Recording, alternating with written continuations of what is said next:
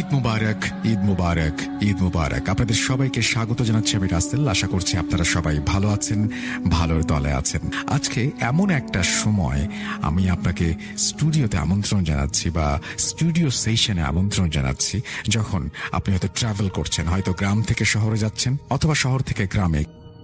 এখন যেটা করব সেটা হচ্ছে সরাসরি চলে যাব আমরা আমাদের প্রথম অতিথি হিসেবে আছেন আজকে আফনান ভাই, তার কাছে চলে যাব এবং তার কাছ থেকে একটা ঘটনা শুনে আসবো। আশা করছি যে এই ঘটনাটা আপনাদের অনেক বেশি ভালো লাগবে।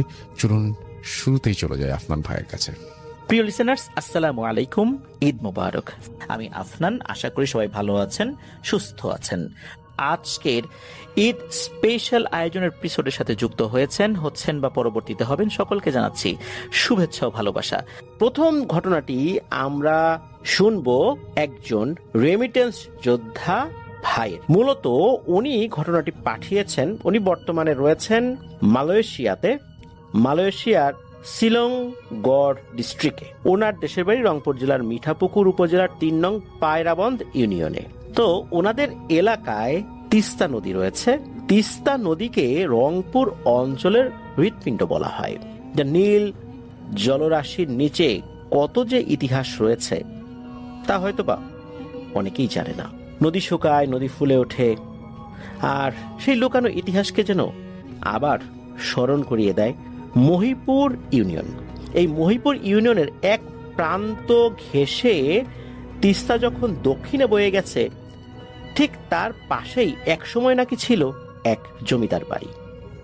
রাজা নয়, তবে সে ছিল নিজের এলাকায় রাজার থেকেও বেশি কিছু। তার নামে বাজার বসতো, খাজনা উঠত, প্রজারা মাথা নত করে তার সামনে হাঁটতে বাধ্য হতো। তো এরকম এক জমিদার বাড়ির ঘটনা আমাদেরকে দিয়েছেন মোহাম্মদ বিপ্লব মিয়া, আর উনি এই ঘটনাটি সংগ্রহ যার কাছ থেকে করেছেন তার নাম আলতাব হোসেন। ওই আলতাব চাচা উনি বলেছেন যে লোকমুখে শোনা যায় ওই জমিদারের নাম রঞ্জন বাবু হতে পারে, নিশ্চিতভাবে বলা মুশকিল, তবে হতে পারে। সে খুবই নৃশংস টাইপের একজন জমিদার ছিলেন, আর ধন সম্পত্তি সে এত পরিমাণে সংগ্রহ করত, এটা তো কাউকে দিতই না। সে নাকি তার সকল ধন সম্পত্তি একটি বিশেষ কুয়ায় সংরক্ষণ করে রাখত। এটা নাকি আবার তার বাড়ির ভেতরেই ছিল, এটা বাইরে ছিল না, বাড়ির ভেতরে বিশেষ একটা জায়গায় সেই কুয়াটা ছিল। তো সেই কুয়ায় পানি ছিল কি ছিল না এই বিষয়ে জানা যায় না, হতে পারে সেটা একটা বিশাল গর্ত ছিল, এমনভাবে তৈরি করা হয়েছিল, সেটা ওরকম কোনো পানি ছিল না। আর ওই কুয়ার গভীরে নামার জন্য বিশেষ এক ধরনের পদ্ধতি ব্যবহার করা হতো। আর ওই গভীরে নাকি একটি সিন্দুক ছিল, আর ওই সিন্দুকের মধ্যেই সোনা, রূপা, হীরা, জহরত আর বিশেষ আরো কিছু জিনিস ছিল। সেটা হচ্ছে তন্ত্রমন্ত্রের কিছু প্রাচীন গ্রন্থ নাকি সেখানে সংরক্ষিত ছিল। কোনো এক বর্ষায় নাকি হঠাৎ করেই নদীর গতিপথ বদলে যায়, বিকট শব্দে মাটির নিচে কিছু ফাটল ধরে। জমিদার বাড়ি, কুয়ো, বাগান, গোয়ালঘর সবকিছুই নাকি এক রাতেই বিলীন হয়ে যায়। কেউ বলে এইটা ভূমিকম্পের কারণে হয়েছে, আবার কেউ বলে এটা জমিদারের শাস্তি, কারণ সে বহু মানুষের উপর জুলুম করেছে। এ সকল মানুষের অভিশাপই তার এই পরিণতির জন্য দায়ী। কিন্তু অদ্ভুত ব্যাপার, এই জমিদার বাড়ি নদী গর্ভে হারিয়ে যাওয়ার পরও প্রতি বছর বর্ষাকালে কেউ না কেউ নাকি ওই জায়গায় নিখোঁজ হতে থাকে। ঘটনা যতটুকু জানা যায় অনেক আগে থেকেই তো হয়ে আসছে, তবে 2000 সালের ঘটনা একটা জানা যায়। গ্রামের কিছু যুবক মাটি খুঁড়ে সিন্দুক খুঁজে বের করার চেষ্টা করে, কারণ অনেক মুরব্বীর মুখে শুনেছে যে এরকম ছিল। তো যখন ওই জায়গার পানি শুকিয়ে গেছে, তখন তারা সেখানে চিন্তা করেছে যে দেখি এখানে হয়তো বা কিছু আছে, আর কি খুঁজে খুঁজে দেখি। তো তারা সত্যিই নাকি একটি লোহার সিন্দুকের অস্তিত্ব টের পেয়েছিল। খুব উল্লাস প্রকাশ করে যে হ্যাঁ তারা পেয়েছে, একটা অসম্ভবকে সম্ভব করেছে। আর তারা এই কাজের জন্য কোনো তন্ত্রমন্ত্রের আশ্রয় নিয়েছিল কিনা এটা জানা যায় না। সিন্দুকটি তারা যখন মাটির উপরে তোলে তখনই ঘটে এক ভয়ঙ্কর ঘটনা। সিন্দুক খুলতেই নাকি বেরিয়ে আসে অসংখ্য বিষধর সাপ, আর এই সাপগুলো কোনো কামড় না দিয়েই কয়েকজনের শরীরকে পেঁচিয়ে ধরে। এরকম পেঁচিয়ে ধরেছে কিন্তু কোনো কামড় দেয় না। এর কিছুক্ষণ পর অবশ্য তাদের শরীর ছেড়ে ওই সাপগুলো চলেও যায়। আর ঠিক পরের দিন সকালবেলায় এই যে যতগুলো ছেলে পেলে যারা এই সিন্দুক খোলার কাজে যুক্ত ছিল, মাটি খোঁড়ার কাজে যুক্ত ছিল, এরা প্রত্যেকেই নাকি মারা যায়। কারো শরীরে কিন্তু সাপের কামড়ের কোনো চিহ্ন ছিল না। তবে কয়েকটি আলামত সবার ক্ষেত্রেই একই রকম ছিল। সেটা হচ্ছে এদের দুটো চোখের জায়গায় গর্ত হয়ে গিয়েছিল, চোখ ছিল না, আর মুখটা বিকৃত হয়ে গিয়েছিল। তবে এই মৃত্যুটা যে স্বাভাবিক কিছু না, এটা তো নিশ্চিতভাবে বোঝা যাচ্ছে। ওই সিন্দুক যে কি হয়েছে পরে কেউ ধরারও সাহস করে নাই। শোনা যায় সেটা হয়তোবা আবার তিস্তাতে নিয়ে গিয়ে কেউ ফেলে দিয়েছে, কেউ ভয়ে ওটা আর কাছে রাখার সাহস করেনি। তবে ওর মধ্যে কিন্তু কোনো মূল্যবান জিনিস পাওয়া যায়নি। 2018 সালের বর্ষাকাল, জসিম নামের এক তরুণ ব্রিজের পিলারের পাশে মাছ ধরছিল। সে ছিল পাকা সাঁতারু। হঠাৎ দুটো অদ্ভুত বড় বড় মাছ ভেসে ওঠে। একটিকে ধরে সে, কিন্তু যখন সে দ্বিতীয়টি ধরতে পানিতে নামে তখন আর ফেরত আসে না। ওইখানে মাছ ধরা আরো কিছু ব্যক্তিবর্গ ছিল যারা মাছ ওই সময় ধরছিল, তারা কিন্তু এই বিষয়টা দেখেছে। এরপর ডুবুরি নামে। ডুব দিয়ে ডুবুরি যা দেখে সেটা ছিল খুবই ভয়ঙ্কর। পানির নিচে অন্ধকার, কিন্তু অন্ধকারের মাঝখানে এক ঝলমলে সভাকক্ষ, মুঘল আমলের স্থাপত্য শৈলীতে নির্মিত এক জমিদার বাড়ি। তাহলে এটাই কি সেই জমিদার বাড়ি যেটা একসময় হারিয়ে গিয়েছিল? সেই জমিদার বাড়ির ভেতরে একটা সভা হচ্ছে মনে হচ্ছে, আর ওই সভার ওখানেই এই জসিমের দেহটা শোয়ানো। চারপাশে মানুষ বসে আছে, পাঞ্জাবি পায়জামা পরা বেশ কিছু মানুষ সেখানে আছে। তাদের চোখগুলো লাল টকটকে জলজল করছে, আর ঠোঁট দুটো কালো কুচকুচে। ডুবুরিকে তারা দেখতে পায়, উপর দিকে তাকায়। এরপর একজন বলে ওঠে, এই সভায় বহিরাগত প্রবেশ নিষেধ, যা চলে যা। ভয়ে কাঁপতে কাঁপতে ডুবুরি ফেরত আসে। পরদিন চেয়ারম্যান সহ আরো লোকজন তারা যখন এই ঘটনা জেনে ওই স্থলে আসে, তখন সকলেই দেখতে পায় জসিমের দেহটা ভেসে উঠেছে। চোখ দুটি নাই, সেখানে গভীর গর্ত হয়ে আছে, আর তার জিহবাটা অদ্ভুতভাবে বের হয়ে আছে। 2024 সালের ঈদের পরদিন গঙ্গাচড়ার মধ্যপাড়া থেকে কিছু যুবক ব্রিজের নিচে ফুটবল খেলছিল। পানির গভীরতা সামান্যই ছিল। হঠাৎ এক যুবকের বল পিলারের দিকে চলে যায়। সে বল তুলতে গিয়েই হঠাৎ ডুবে যায়।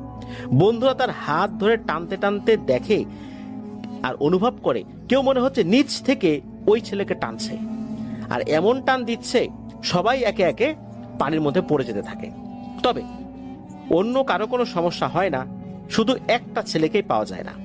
কিছু সময় পরে পাওয়া যায় অন্য আর একটা পাশে, তার বডিটা ভেসে ওঠে। তাকে দ্রুত হসপিটালে নিয়ে যাওয়া হয়। ডক্টর জানায় যে তার শরীরের ভেতরে কোনো পানি নাই। পানি নাই বলতে, সে যেহেতু ডুবে গিয়েছিল তার শরীরের ভেতরে তো পানি থাকার কথা, কিন্তু এরকম কোনো পানি নাই। আর তার বডির টেম্পারেচার এতটাই কমে গেছে, এতটাই ঠান্ডা, যেটা স্বাভাবিক আসলে বলা যায় না। ছেলেটা মারা গিয়েছিল। এরকম অসংখ্য ঘটনা এই তিস্তাপাড়ের জমিদার বাড়িকে নিয়ে নাকি গ্রামবাসীরা জানেন। তবে যেগুলো জানেন সেগুলো এই ধরনেরই ঘটনা। বিভিন্ন সময় মানুষজন হারিয়ে গিয়েছিল। অনেকেই বলেন প্রতি বছর বর্ষা এলেই নাকি পানির নিচে হারিয়ে যাওয়া ওই জমিদার বাড়িতে সভা বসে, আর সেখানে আমন্ত্রিত হয় নিশ্চয়ই পানির নিচের কোনো অশরীরী শক্তি।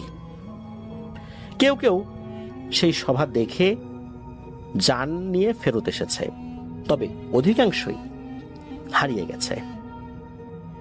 তাদেরকে মৃত অবস্থায় পাওয়া গেছে, অথবা কখনো পাওয়াই যায় নাই। এটা নাকি এখনো চলমান রয়েছে।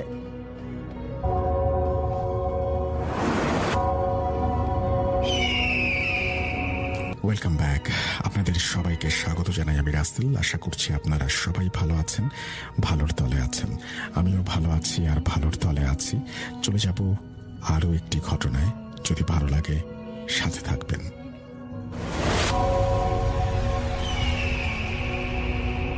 আমি মিঠুন হীরা। বাগেরহাট জেলার ফকিরহাট থানার একটি গ্রামে আমার বসবাস। আমি একজন তৃতীয় শ্রেণীর স্বাস্থ্যকর্মী।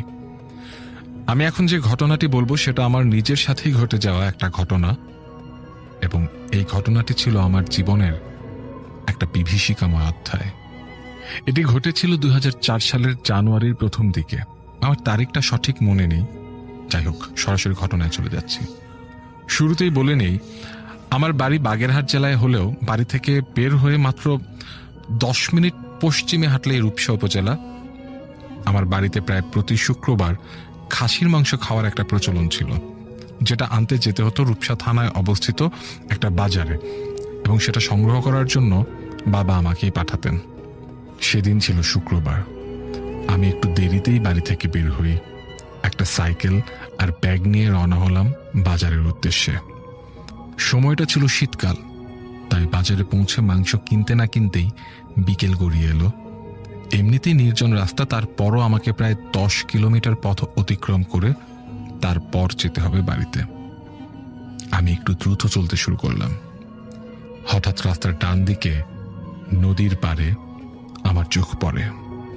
আমি দেখি 7-8 জন পুরুষ মানুষ মাদুরে মোড়া কিছু একটা নিয়ে দাঁড়িয়ে আছে। আমি আমার কৌতূহল সামনে রাখতে পারলাম না। সাইকেলটা রাস্তার পাশে রেখে চলে গেলাম সেখানে গিয়ে বুঝলাম মাদুরে মোড়ানো যা দেখছিলাম তাতে একটা লাশ রাখা আছে।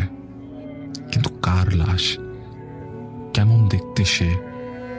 কেন যেন জানার জন্য মনটা ছটফট করছে। আর তখন কিছু না ভেবে ওখানে থাকা একজনকে জিজ্ঞেস করলাম, কিন্তু কোনো উত্তর নেই। এরই মধ্যে প্রায় সন্ধ্যা নামার উপক্রম। এমন সময় দেখলাম তাদের মধ্যে একজন একটা কাঁচি দিয়ে মাদুরে পেঁচানো দড়িগুলো কাটতে শুরু করলো। 3টা গিট, প্রথমে পায়ের কাছে, পরে মাথারটা, এবং পরিশেষে মাঝেরটা কাটলেন। আমি পাগলের মতো তাকিয়ে আছি। মাঝের গিটটা খুলতে না খুলতে আমি যা দেখেছি সেটা এক ভয়ঙ্কর এবং বেদনাদায়ক এক অভিজ্ঞতার মুখোমুখি করলো আমাকে। আমি দেখি রক্তশূন্য সাদা চেহারার অল্প বয়সে একটা মহিলা। তার সারা মুখে সেলাইয়ের দাগ। বুঝে গিয়েছিলাম এটা পোস্টমর্টেম করা হয়েছে, কিন্তু যখন তার কাফনটা খোলা হয় তখন কট কট করে শব্দ হতে থাকে এবং পেটের লম্বা সেলাই ছিঁড়ে বেরিয়ে আসে একটা মৃত ফোলা নবজাতক। ভয়ে আমি পাথর হয়ে গেছি। পচা দুর্গন্ধে মনে হচ্ছিল যেন এখনই বমি হয়ে যাবে। যে যার মতো নাক বন্ধ করে সরে যাচ্ছে, শুধু পাথরের মতো আছে আমি একা। কিছুক্ষণ পর একজন আমাকে বললেন, তুমি কি জানো এই মেয়েটা কিভাবে মারা গেছে? শুনে আমি বললাম না। তিনি বললেন, এই মেয়েটা যখন 9 মাসের গর্ভবতী তখন তার স্বামী তাকে পা দিয়ে সজোরে পেটে আঘাত করে এবং পালিয়ে যায়। মেয়েটির চিৎকারে প্রতিবেশী ছুটে আসে এবং তাকে হাসপাতালে নিয়ে যায়। তখন চিকিৎসক তাকে মৃত ঘোষণা করে। আমি সবসময় একটু প্রতিবাদী স্বভাবের ছিলাম, তাই অজান্তেই মুখ থেকে বেরিয়ে এলো, জানোয়ারটার বাড়ি কোথায়? শুনে লোকটা বললেন, এই গ্রামেই বাড়ি। আমি লোকটার কাছ থেকে সেই অমানুষটার ঠিকানা জোগাড় করি এবং মনের মধ্যে চাপা রাগ নিয়ে পেছনে তাকাতে তাকাতে স্থান ত্যাগ করি। যথারীতি আমি মাংস কিনে নিয়ে বাড়িতে যাই। সেদিন রাত্রে কিছুতেই আমার ঘুম আসছিল না। শুধু চোখের সামনে ভাসছিল সেই মহিলা আর তার বাচ্চার মুখখানি। কেন জানে মনে হচ্ছিল এই মহিলার সাথে যা হয়েছে সেটা ঠিক হয়নি, আর মনে হচ্ছিল এ ব্যাপারে আমার অবশ্যই কিছু করা উচিত। ভাবতে ভাবতে কখন ঘুমিয়ে গেছি জানি না। পরদিন সকালে যথারীতি আমি স্কুলে যাওয়ার জন্য বের হই, আর মনে মনে ভাবতে থাকি আজ স্কুল শেষে আমি সেই ঠিকানায় যাব আমার বন্ধুকে নিয়ে। যথারীতি আমি স্কুলে পৌঁছাই। আমার এখনো মনে আছে সেদিন ছিল শনিবার। স্কুলে পৌঁছে দেখি আমার বন্ধু মিলন দাঁড়িয়ে আছে। আমি ওকে দেখে একটু অবাক হই, কারণ যে মানুষটা আমাকে দেখলেই একটা হাসি দিয়ে আমার সাথে কথা বলে, সে আজ কেন যেন চুপচাপ। আমি বললাম, কিরে মিলন, কি হয়েছে তোর? মিলন কিছু সময় চুপচাপ থেকে একটা দীর্ঘশ্বাস ফেলে বলল, তোর সাথে অনেক কথা আছে, বলেই আমাকে নিয়ে স্কুলের ছাদে চলে যায়। আমি আর ও ছাদে যাই। মিলন আমাকে বলে, জানিস আমাদের পাশের এলাকায় একটা মহিলা পেটে বাচ্চা নিয়ে মারা গেছে। আমি শুনে কিছুটা অবাক হই বটে, কিন্তু পরে ওকে বলি, হ্যাঁ জানি। আমি ওকে আরো বলি, তার জন্য তোরে তো মন খারাপ কেন? তখন ও আমাকে বলে, তোর কি মনে আছে গতবার আমাদের বাড়ির পাশের নামযোগ্য অনুষ্ঠানে তুই আর আমি একজন মহিলার জন্য গ্যাঞ্জাম করেছিলাম? আমি বললাম, আমার বিষয়টা ঠিক মনে পড়ছে না, তুই একটু খুলে বল। আসল বিষয়টা হলো, মিলনদের বাড়ির পাশে হিন্দুদের সব থেকে বড় নামযোগ্য অনুষ্ঠান হয়। সেখানে আমি ওর সাথে যাই। সেখানে যখন প্রসাদ দেওয়া হয়, তখন একজন মহিলা তার স্বামীর জন্য প্রসাদ চাওয়াতে সেখানকার লোকজন মহিলাটির সাথে খুব বাজে ব্যবহার করে, যা আমি আর মিলন সহ্য করতে পারিনি। আমরা প্রতিবাদ করি এবং মহিলাটিকে তার স্বামীর জন্য প্রসাদ নিতে সাহায্য করি। মহিলাটি আমাদের এই কাজে খুব খুশি হয় এবং বলে, তোমরা আমার ভাইয়ের মতো। আসলে এই মহিলাটি হলো সেই মহিলা যে বাচ্চা সহ মারা যায় এবং আমি যাকে গতকালকে দেখেছি। সব শুনে আমি মিলনকে বলি, কি বলিস? আমি তো কাল দেখেছি মহিলাকে, কিন্তু চিনতে পারিনি। সবকিছু জানার পর আমার ক্রোধ আরো বেড়ে যায়। আমি মিলনকে বলি, বন্ধু চল, আজ আমরা ওই বাড়িতে যাব, দেখবো ওই বাড়িতে কারা থাকে, আর যে লোকটা এই কাজ করেছে তার বিষয়ে পুলিশকে জানাবো। মিলন এক বাক্যে আমার কথায় রাজি হয়। যেই কথা সেই কাজ। আমরা দুজনে হেড স্যারকে ম্যানেজ করে বের হয়ে পড়ি। দুজনে দুটো সাইকেল নিয়ে রওনা করি। অবশেষে আমরা সেই বাড়িতে পৌঁছাই। গিয়ে দেখি ছোট্ট কুড়ে ঘরের মতো একটা ঘর, সেখানে কোনো মানুষ নেই। পাশের বাড়ি থেকে জানতে পারি লোকটার নামে পুলিশ কেস লিখে নিয়ে গেছে। তবে আশেপাশের লোকদের ধারণা লোকটা দেশ ছেড়ে চলে গেছে। শুনে খুব হতাশ হয়ে আমরা বাড়িতে ফিরে আসি আর ভাবি, মহিলাটি কোনো বিচারই পেল না। রাতে যথারীতি আমি বিছানায় যাই এবং ঘুমিয়ে পড়ি। হঠাৎ রাতে আমার ঘুম ভাঙে। তখন আমার মনে হচ্ছে কেউ আমার দরজায় দাঁড়িয়ে গুনগুন করে কান্না করছে। আমি বলি, কে ওখানে? কোনো শব্দ নেই। আমি ভাবলাম আমার মনের ভুল, কিন্তু না। একটু পর আবার সে গুনগুন কান্নার শব্দ। আমি বললাম, কে? ও পাশ থেকে উত্তর এলো, আমি। উত্তরটা একদম সাধারণ মানুষের আওয়াজের মতো স্বাভাবিক। আমি কিছু না ভেবেই দরজাটা খুলি, কিন্তু কেউ নেই। আমি ছোটবেলা থেকে একটু সাহসী, তাই কোনো কিছু না ভেবে শুয়ে পড়ি এবং কিছুক্ষণের মধ্যেই ঘুমিয়ে যাই। কিন্তু সেই রাত্রে একটা অদ্ভুত স্বপ্ন দেখি। আমি দেখি মহিলা তার বাচ্চাটা কোলে নিয়ে এসে আমাকে বলছে, কি তুমিও কিছু করবা না, তাই না? আমি স্বপ্নের মধ্যে উত্তর দিলাম, কি করব আমি? মহিলাটি এর কোনো জবাব দেয় না, শুধু বলে, তুমিই পারো আমাদের সঠিক বিচার পাওয়াতে, কিছু করো। হঠাৎ মায়ের ডাকে ঘুম ভেঙে যায়। আমি যথারীতি স্কুলে যাই এবং মিলনকে গিয়ে রাতে স্বপ্নের কথা বলি। মিলন বলে, বন্ধু আমিও রাত্রে একই স্বপ্ন দেখেছি। এরকম ভাবে পরপর 5 দিন একই স্বপ্ন দেখতাম আর বলতাম যে আমার কিছুই করার নেই, আমি নিরুপায়। কিন্তু তার একটাই কথা, কিছু করো। এখানে একটা কথা বলে রাখি, আমরা সনাতন ধর্মাবলম্বীরা বিশ্বাস করি যে মানুষের পুনর্জন্ম হয়। আমরা বিশ্বাস করি যে আত্মার মৃত্যু নেই। অতৃপ্ত বাসনা নিয়ে কোনো ব্যক্তি মারা গেলে সে তার কাজ শেষ না করা পর্যন্ত এই মায়াজাল ছেড়ে বের হতে পারে না। যাই হোক, মিলন আর আমি একই সময়ে একই স্বপ্ন দেখতে দেখতে হাঁপিয়ে উঠি। না পারছিলাম কাউকে কিছু বলতে, শুধু 2 বন্ধু বিষয়টা নিয়ে কথা বলতাম। আমি হাঁপিয়ে উঠেছিলাম, আর নিতে পারছিলাম না। একই ঘটনা প্রায় 11-12 দিন ঘটার পর হঠাৎ একদিন মাঝরাতে আমার ঘুম ভাঙে। আমি শুনি কেউ আমার নাম ধরে ডাকছে। আমি উঠি এবং দরজাটা খুলি। দরজার সামনে আমি কাউকে দেখতে পাই না, কিন্তু উঠানে চোখ পড়তেই দেখি সেই মহিলা তার বাচ্চা কোলে নিয়ে দাঁড়িয়ে আছে আর ফুঁপিয়ে ফুঁপিয়ে কান্না করছে। এই প্রথম তার সাথে আমার সামনাসামনি দেখা। বাইরে চাঁদের আলোয় সব কিছু একদম পরিষ্কার দেখা যাচ্ছে। আমি জানি না তখন আমার মনে ভয় কতটা কাজ করছে, কিন্তু তার চাইতে অনেক বেশি গুণ বেশি কাজ করছে যে আমাকে তার সাথে সরাসরি কথা বলতেই হবে, কারণ প্রতি রাতের স্বপ্ন আমাকে পাগল করে দেয়। তাই এক প্রকার তাকে দেখে দৌড়ে তার কাছে যাই। আমি জানি আমার কথাগুলো বিশ্বাস করতে চাইবেন না, কিন্তু তাতে আমার কিছু করার নেই। বিষয়টা আমি মোকাবেলা করেছি। আমি জানি দিনগুলো আমার কেমন ছিল। আমি দৌড়ে যাওয়ার পর দেখি মহিলাটি একদম স্বাভাবিক চেহারা নিয়ে সাধারণ মানুষের মতো দাঁড়িয়ে আছে। সে কিছু না বলতে আমি বলা শুরু করি। আমি বলি, দিদি, আপনি বিশ্বাস করেন আমি আর আমার বন্ধু মিলন কম চেষ্টা করিনি, কিন্তু যে মানুষ দেশে নেই তাকে কিভাবে শাস্তি দেব? আর আমরা তো মাত্র ক্লাস 10-এ পড়ি, কি বা করতে পারি? তখন আমার মনে হচ্ছিল ভয় কি জিনিস আমি জানি না। মহিলাটি দুটি কথা বলল, তোমাদের আর কিছুই করতে হবে না, যা করার আমিই করব। তোমাদের ঋণ আমি শোধ করতে পারবো না। আমি বললাম, দিদি, এটা কোনো ঋণের কথা নয় যেখানে আমরা কিছুই করতে পারিনি। হঠাৎ আমি পেছন থেকে একটা টান অনুভব করি। পেছনে তাকিয়ে দেখি বাবা আমাকে কাঁধে হাত দিয়ে টানছে।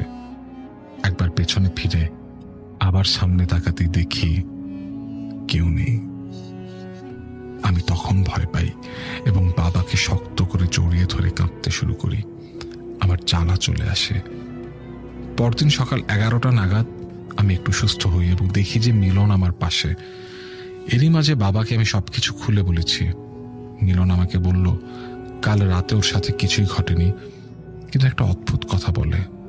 ও বলে যে ওই মহিলার স্বামী যে পালিয়ে দেশ ছেড়ে চলে গেছে, সে আজ সকালে কোনো কারণে রেল লাইনে কাটা পড়েছে। এটা মিলনের বাবা কোনো এক মাধ্যমে জানতে পেরেছে। তখন আমার বুঝতে আর বাকি রইল না যে কিভাবে হয়েছে। তারপর থেকে কোনোদিন ওই মহিলাকে দেখিনি, স্বপ্নেও না।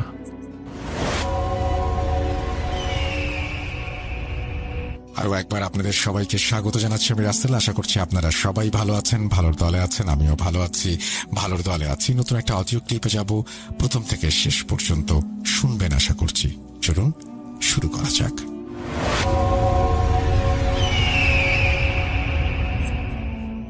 আসসালামু আলাইকুম প্রিয় রাসেল ভাই, আশা করি কেমন আছেন? আপনি ভালো আছেন? আমিও ভালো আছি। রাসেল ভাই, আমি সৌদি আরবে থাকি ভাইয়া। সরাসরি আমি হয়তো স্টুডিওতে আইসা আমি ঘটনা শেয়ার করতে পারবো না, তো এই জন্য অডিও ক্লিপ পাঠাইলাম। তো সত্যি কথা বলতে ভাই, আমি 2017 সালে আমি ছুটিতে গেলাম, সৌদি আরব থেকে ছুটিতে গেলাম। যাওয়ার পরে আমার বন্ধু বান্ধবের সাথে অনেকদিন দেখা হয় না। তো ওরা আমাকে একদিন রাত্রে কল দিল, কয় বন্ধু চল আজকে রাত্রে মাছ শিকার করব। তা আমি ভাবছিলাম যে ঠিক আছে, রাত্রে তো ঘুম আসে না, কি করব? সৌদি আরবে তো আমরা দিনের টাইমে 3 ঘন্টা বেশ কম। তো বাংলাদেশে আসার পরে ওখানে তখন দিন থাকে। তখন আমি ভাবছিলাম যে ঘুম তো আসে না, ওদের সাথে একটু মাছ ধরিয়ে আসি। তো ওদের সাথে মাছ শিকার করতে আমি গেছি। ওরা টেন্ডা আছে না, ওই গ্রাম অঞ্চলের টেন্ডা দিয়ে মাছ শিকার করতে, ওই টেন্ডা দিয়ে মাছ শিকার করছে, ওরা মাছ শিকার করে।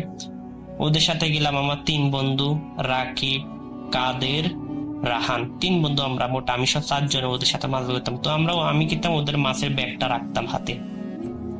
ওরা মাছ শিকার করতো, ওদের ব্যাগটা আমি রাখতাম। রাখার পরে তো ওরা ভালো মাছ পাইতেছে, মাছাবল ধরতেছে, আমার দিতেছে, আমি পাইতেছি মাছগুলা ব্যাগে রাখতাম, ভালোই মাছ পাইতেছে।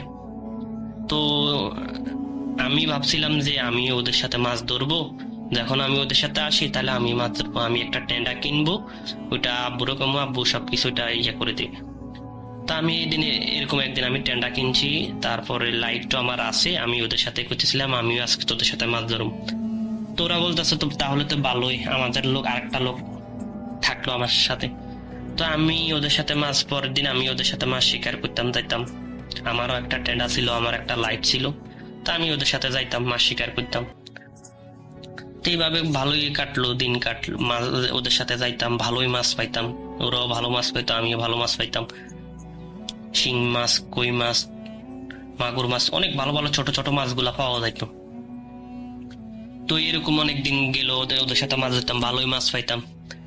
আসল ঘটনা ঘটলো রাসেল ভাই, মানে আমি ওদের সাথে 3 দিন মাছ ধরছি, 3 দিনে ভালো মাছ পাইছি।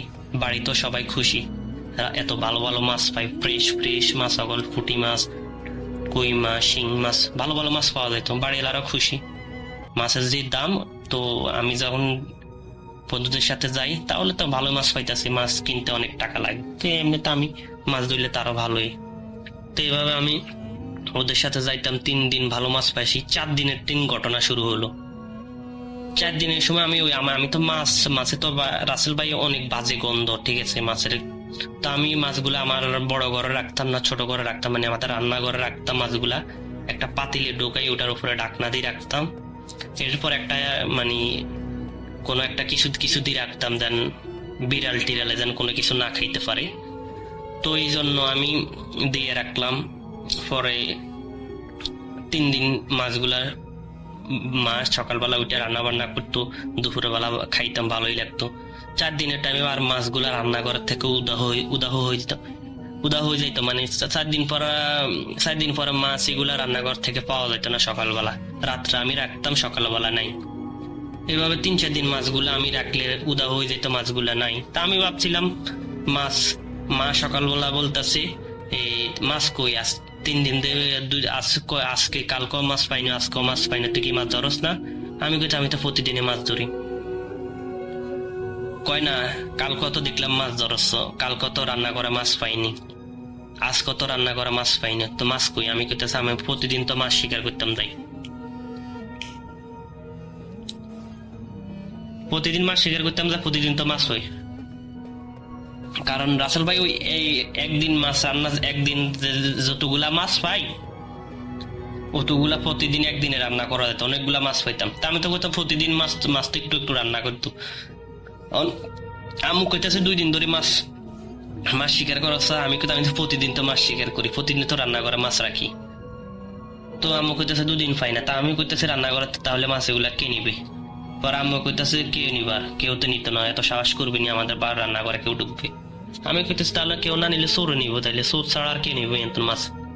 তো আসলে রাসেল ভাই আমি ভূত পেতে এগুলো আমি বিশ্বাস করি না এগুলা, ঠিক আছে। আমি কত ভয়ঙ্কর জায়গা, মানে অনেকখানে গেছি, ঠিক আছে। আমার এগুলো বিশ্বাস হইতো না, আমি বিশ্বাস করতাম না। তো যেখানে মাছ ধরতাম এখানেও হিন্দু টোলা মানে যেখানে হিন্দু বাড়ি, ঘনবসতি হিন্দু বাড়ি ওখানে। তো হিন্দু বাড়ির পরে আছে রাস্তা আছে, ওই জায়গায় শুধু বাঁশ আর গাছ গোছড়া। ওখানে অনেক ফয়েজেট, মানে যেখানে মানুষের মাছ জিজ্ঞাইতো, মানে যেখানে মাছের চাষ করতো, ওইদিকে ওই মাছের চাষ করতো, ওইদিকে অনেক মাছ পাওয়া যেত বেশি। কারণ যখন বন্যা হইতো, বন্যার টাইমে মাছগুলা ওই ফয়েজেটের থেকে বাইসা ধারের কাছে চলে যেত। তো ওইদিকে আসল কথা হলে ওইদিকে মাছ বেশি পাওয়া যাইতো, হিন্দু টোলার দিকে। তো এরকম আমরা অনেকদিন এরকম মাছ ধরতাম, যাইতাম। আম্মু কইতো মাছ পাই না, মাছ পাচ্ছা না, মাছ ধরতে যাস না, তুই কোথায় থাকস? রাত হইলে 2টা-3টা বাসায় আসস, বন্ধুদের সাথে ক্যারাম বোর্ড খেলস, তুই মাছ ধরতে যাস না। আমি কইতেছি না আম্মু, আমি প্রতিদিনে মাছ ধরতাম, তাই। তো এইভাবে কয়েকদিন কাটা গেল। আম্মুরে কোনোভাবে বিশ্বাস করাইতে পারতেছি না যে মাছগুলা দিয়ে রান্না করে রাখি, কে নিয়ে যায়, কিছুই করতে পারে না, আম্মু বিশ্বাস করা।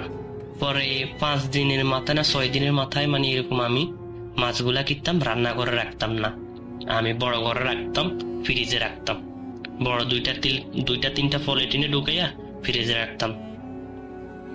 পরে আর মাছ উদাও হইতো না। আমি কইতাম যে মা দেখো, আজকে মাছগুলা বাসায় রাখছি, আজকে মাছগুলা নেয় না চোরে। আমার কথা হয়তো চোরে আন্দালে চলে যেতে পারে। তো এইভাবে আমি মনে হয় একদিন শুক্রবার রাত 10টার পরে আমি আমার 3 বন্ধু মিলে গেছি। আমরা প্রতিদিন 4 জন যাইতাম, ওই দিন আমরা 3 জনে গেছি। যাওয়ার পরে ওই দিন আমরা 3 জনে যাওয়ার পরে একজনে চলে গেছে তাড়াতাড়ি, একজনে 11টার দিকে চলে গেছে। ওনার বাড়ির থেকে ফোন আইছে, আমার বন্ধু রাকিবের ফোন আইছে, রাকিব চলে গেছে, আমি আর কাদের আসিলাম। তা আমরা 2 জনে গেছি। আমার দোস্ত কইতাছে যে আজকে আমরা বেশিক্ষণ থাকবো না, ঠিক আছে, তুই এই রাস্তা যা, আমি ওই রাস্তা যাই, ঠিক আছে। তো এরপরে আমি ওই রাস্তায় গেছি, 2 জনে 2 রাস্তায় গেছি। পরে আমার বন্ধু 12টার দিকে ফোন দিয়ে কয় চল আজকে আরো ধরবো না, ভালো লাগতেছে না, চলে যাবো। আমি কইতাছি আচ্ছা তুই আমার লাগে কতক্ষণ দাঁড়া। তো হেগে কইতাছে আচ্ছা দে 5 মিনিট দাঁড়াইছি। এমন 5 মিনিটের কথা কই আমি ভালো, মানে আমি যে রাস্তায় গেছি ওই রাস্তায় প্রচুর মাছ, এই সাইডেও মাছ ওই সাইডেও মাছ। তা আমি কইতাছি দোস্ত আমি যাইতে দেরি হইব, তুই জাগা। তা আমি আস্তে আস্তে আস্তে যখন মেইন রোডে চলে গেছি তখন আমি কইতাছি তুই জাগা, আমি আস্তে আস্তে পরে যাবো। পরে আমি ভালোই মাছ পাইছি ওই দিন, মনে 2 কেজি না 3 কিলো মাছ পাইছি। ছোট ছোট মাছগুলা পাওয়া যেত, শিং টাকি কই মাছ, ভালো মাছ পাইছি। মাছ টাছ ধরা শেষ, তখন ঘড়ি বরাবর 1টা বাজে। তখন আমি আমার পকেটে একটা সিগারেট ছিল, আমি ওই সিগারেটটা ধরাইলাম, ধরে সিগারেট খাইছি। খাইয়া আমি বাড়ির দিকে রওনা দিলাম। আমাদের বাড়ির আগে দিয়ে একটা তেঁতুল গাছ আছে, আর একটা একটু পরে একটা শিমুল তুলা গাছ আছে। ওখানে একটা পুরানো লেট্রিন আছে, মানে বাথরুম আছে, ওটা পরিত্যক্ত, ওটা ব্যবহার করে না। এটা আর মনে হয় আরো 50 বছর আগের, নিম্নে 50 বছর আগে ওইটা ব্যবহার করে না। ওই জায়গায় যেমনি আছে ওইমনি থাকে। ওই জায়গা বরাবর আমি ওই জায়গা দিয়ে চাইলে আমাদের বাসার রাস্তা শর্টকাটে হয়। তো ওই ঘটনা ওই সেই বাথরুমের এখানে গেছি, এর ঘটনাটা ঘুরছে। আমি শর্টকাটে যাওয়ার জন্য ওই রাস্তা দিয়ে গেছি, গ্রামে মাটির রাস্তা দিয়ে গেছি, আর মেইন রোড দিয়ে যাইনি। ওখানে গেছি আর মানে হালকা হালকা একটু বাতাস আইতেছে, মানে হালকা হালকা মানে একটু বাতাস আইতেছে, বাতাসের হাওয়াগুলো অনেক ঠান্ডা। তা আমি হইতেছিল যে বৃষ্টি আইব, বৃষ্টির আগে আগে তাড়াতাড়ি বাড়ি যেতে হইব, পথ চালাই যেতে হইব। পরে এখন বৃষ্টি আসার পরে আমি কিছু, বৃষ্টি আসে না, মানে বাতাস হইতেছে আর একটু একটু মানে বৃষ্টি নিম ছোট ছোট বৃষ্টির ফোঁটা পড়তেছে। তা আমি একটু তাড়াতাড়ি হাঁটলাম। যখন লিফটিনের কাছে গেলাম তখন সামনে জানি কি একটা জিনিস দেখা যায়, মানে আমি তো একটা টের পাইছি। তা আমি বলছিলাম কি দেখবো। পরে আমার হঠাৎ করে সব কথা মনে পড়লো। আমি তো বললাম যে আমাদের গ্রামের এই দোকানে যখন চা খাইতে যাইতাম তখন অনেকে বলতো যে লেফটিনিকের মেন্দে অনেকে গোড়া দেখতো, তারপরে কুকুর দেখতো, অনেক বড় বড় গরু দেখতো, ইয়ার হয়তো চলে যেত, অনেকের লগে অনেকে দেখতো, অনেকে বলতো। তা আমি এগুলা বিশ্বাস করতাম। আমি কেবল এগুলো আবার কেমনে হয়। তো ফটো আমি দেখছি কেমন, মানে কালো মানে মাথা নাই, 2টা পা দেখা যায় আর শরীরের বডি দেখা যায়, খুলি মাথাগুলা নাই। শরীর মানে পুরো শরীর আছে কিন্তু মাথাটা নাই। কোন সুরে, পাখির সুরের মতন, পাখি যেরকম কথা বলে, শিকারী পাখি যেরকম কথা বলে এরকম বলতেছে যে তুই অনেক দিন হয়েছে তুই রান্না করা, মানে করতেছে তুই মাছ, আমি মাছ খাইতে পারি না, মাছ দে মাছ খামো, তুই আমার 2-3 দিন মাছ খাওয়াইতেছিস না। তো এগুলা বলার পরে আমি অনেকটা মানে ভয় পাইছি। ভয় পাওয়ার পরে আমার মনে পড়ছে যে ভয় পাইলে কোনো কিছু হইতো না, মুরব্বীরা কইতো ভয় পাইলে ক্ষতি করবো বেশি। তা আমি মনে মনে দোয়া মানে আয়তল করছি, যা যা পারতাম সবগুলা পড়ি, দোয়া কালাম পড়া আমি গায়ে করে লাইছি। পরে হে আমার থেকে অনেক দূরে, 10-15 হাত দূরে। পরে আমি চিকন সুরে কথা বলতো, তালি তার পা গুলা দেখা যাইতো আর কোমর পর্যন্ত দেখা যায়, তার কিছু দেখা না, মাথা গাথা কিছু দেখতাম না। কতক্ষণ পরে 2 মিনিট 10 সেকেন্ড 15 সেকেন্ড পরে একটা কথা বুঝতো, মাছ দে মাছ খামো, তুই আজ 2-3 দিন আমার মাত্র তুই আজ 2-3 দিন মাছ, তোর মাছ খাইতে পারি না। তখন আমার কথা মনে হলো, আমি যেন রান্নাঘরে থুই মাছ, এগুলা মনে হয় এই শয়তানটাই খাইয়ে লাই, এই শয়তান বুদ্ধিতে মানে ভূত হইব না জিন হইব আমি জানি না, ফেতুনি হইব, এই ফেতুনিটাই মনে হয়তো খাইয়ে লাই মাছটা। পরে আমার ভয় তো পাইতাম না, এরপরে এই দিনে একটু একটু ভয় লাগছে। ওখানে আমি কইতাছি যদি ভয় পাই তাহলে আমার ক্ষতি করবে বেশি। আমি দোয়া কালাম ফুইরাই এরপরে এর লগে অনেকক্ষণ তর্ক করলাম। ও আমার কইতাছে মাছ দিতে হইব, আমি কইতাছি না মাছ দেবো না, আমি মাছ নিয়ে যাবো বাড়িতে আজকে। সাহস রাখছি, মনে সাহস রাখি, দোয়া কালাম ফুড়ি সাহস রাখছি। পকেটের থেকে গ্যাস লাইটটা বাইর করতেছি, গ্যাস লাইট জ্বলাইতেছি, কিন্তু গ্যাস লাইটটা জ্বলতেছে না। কেন গ্যাসটা চলতেছে না? তা আমি তো ভাবছিলাম যে এরকম কিছু হইলে এরকম একটা ঘটনা হইব, গ্যাসটা জ্বলতেছে না। পরে আমি অনেকক্ষণ ওর সাথে তর্কাতর্কি করলাম, ও কইতেছে মাছ দেওয়ার জন্য, আমি কইতেছি মাছ দেবো না। এরপর আমি কিছু বিসমিল্লাহ পড়ি, টেন্ডারটা হাতে লইলাম, লই আর দোয়া কালাম হড়ি। ওই সামনে আমি তোর একটু দেখি, ওর কোমর মানে ওর কোমর পর্যন্ত দেখা যায়, তা আমি ওর বরাবর কিচ্ছি বিসমিল্লাহ হরি আল্লাহু আকবার কই দিছি টেডাগান মারি ওর দিকে, যেটা দিয়ে মার শিকার করি ওইটা ওর গাওয়াড়াই মারছি। মারা দেওয়ার পরে কিস করে একটা মানে সিল আছে না, সিল যেরকম ডাক দেয়, সিল না হলে কুরবা, কিস করে একটা ডাক দিছে। ডাক দেওয়ার পরে এটা ব্যানিশ হয়ে গেছে। পরে আমি দোয়া কালাম পড়ে আমি কিচ্ছি আর ওই রাস্তা দিয়ে যাই না, আমি আবানি মেন রোডে দিয়ে চলে গেছি। মেন রোড আবানি লাইট টাইট আছে, আমি মেন রোডে দিয়ে চলে গেছি। যাইয়া বাসায় যাইয়া পরে ফ্রেশ টেশ হইয়া আমি মাছগুলা ওই দিন আর বাসায়ও রাখি না। মাছগুলো আমি আমাদের মানে সিঁড়ি আছে না, ওই সিঁড়ির সামনে রাইখা আমি হাত মুখ দইয়া দোয়া কালাম পড়ে আমি শুয়ে গেছি। পরের দিন সকালবেলা মা বলতেছে কি আজকে দিয়ে মাছ সিঁড়ির ওসে রাখছি, বাসায় ঢুকাস না ফেললে গা। পরের দিন মারা আমি সব ঘটনা শেয়ার করলাম, মা এমনি এমনি এরকম ঘটনা। পরে মা বলতেছে কি বলস, আমি কইতেছি হ। পরে আমাকে মা বলতেছে আর কখনো বাইরে হবি না, এটা খারাপ, তোর ক্ষতি করবো, ঠিক আছে। পরে আমি পরের দিন রাত্রে আমি ঘুমাইলে দেখি যে আমার লগে কি কথা কয়, তুই কাজটা ভালো করস, এই হ্যাম ত্যাম, মানে প্রচুর স্বপ্ন দেখতাম, খালি প্রতিদিন স্বপ্ন দেখতাম আর আমি ঘুম থেকে চিল্লাইতাম। তা আমি সকালবেলা কইতে পারতাম না বাড়ির থেকে। মা হয়তো বলতো, আমি হয়তো কইতো যে তুই রাত্রে ঘুমাতে চিল্লাস, উল্টা পাল্টা কথা বলস, কি হয়েছে তোরা? আমি কইতেছি মনে হয় ওই এই ঘটনার পর থেকে। তো আবার আমাদের গড়টা আসলে ওই যখন আমাদের বাসা বানায় তখন গড়টা বন্ধ করছে, মানে বন্ধ করে রেখেছিল। হয়তো আমার কোনো ক্ষতি করতে হতো না, আমার স্বপ্নে এসে হয়তো জ্বালা যন্ত্রণা করতো আর আমি হয়তো ঘুমে থেকে আর উল্টা পাল্টা চিল্লাচিল্লি করতাম। তো এইভাবে কঠিন যেত। তো একজন হুজুরে দেখাইছি, হুজুরে কইতাছে আপনার হচ্ছে একটা মানে খুব খবিশ দিন আছে না, খবিশ দিন আপনার হচ্ছে বড় দুইটা জিন আসলে আপনার একটা জিনটা হয়তো মারিয়ে লেছেন, ঠিক আছে না, আর একটা আছে এটা আপনার ক্ষতি করবো, আপনি ভালো একটা হুজুর দেখান।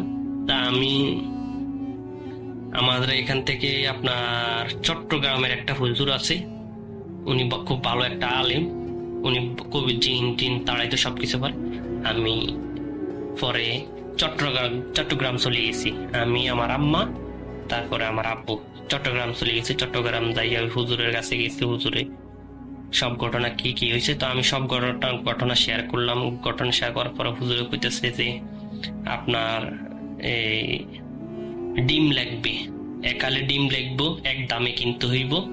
তারপরে আবানি কিছু ওই সিঁদুর লাগবো, সিঁদুর আছে না, সিঁদুর লাগবে। তারপরে আবানি একটা খাসি লাগবে।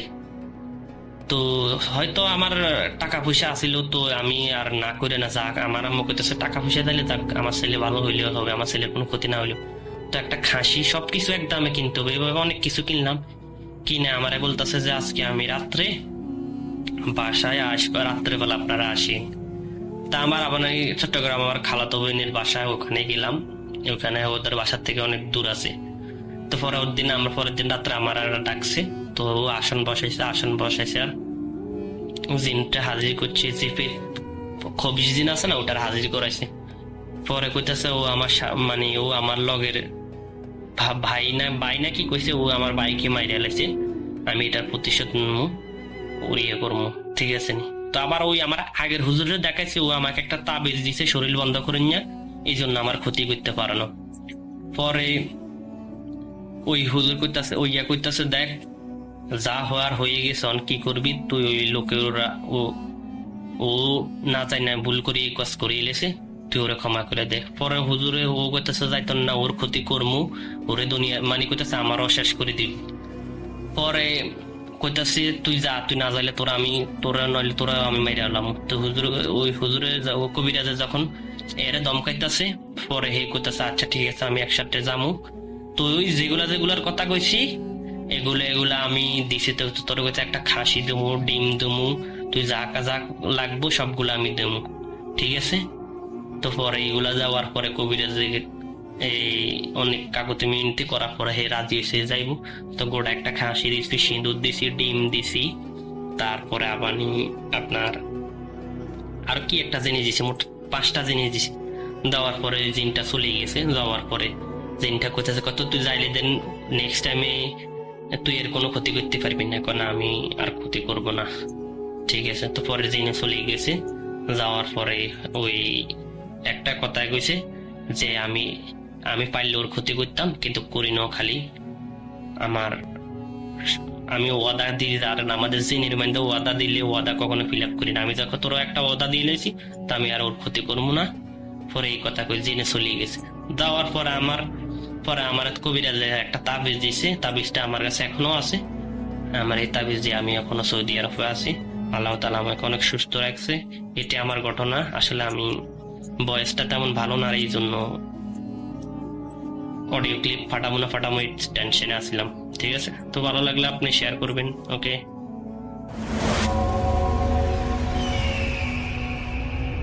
আমরা চলে যাব আফরান ভাইয়ের সাথে, কোনো কথা হবে না, সরাসরি ঘটনায় চলে যাব। আমাদের আরো অনেক অতিথি আছেন, চলে যাই সেকেন্ড ঘটনায় এবং তারপরে আবারও ফিরে আসবো। আশা করছি সেই পর্যন্ত আমাদের সঙ্গে থাকবেন। প্রিয় লিসেনার্স, আসসালামু আলাইকুম। আমি আফনান, আশা করি সবাই ভালো আছেন, সুস্থ আছেন। ঘটনাটি যিনি পাঠিয়েছেন উনি একজন কুয়েত প্রবাসী ভাই। ওনার নাম মোহাম্মদ তারেক হোসেন। ওনার বাড়ি লক্ষ্মীপুর জেলার সদর উপজেলার লক্ষ্মীপুর পৌরসভার 11 নং ওয়ার্ডে।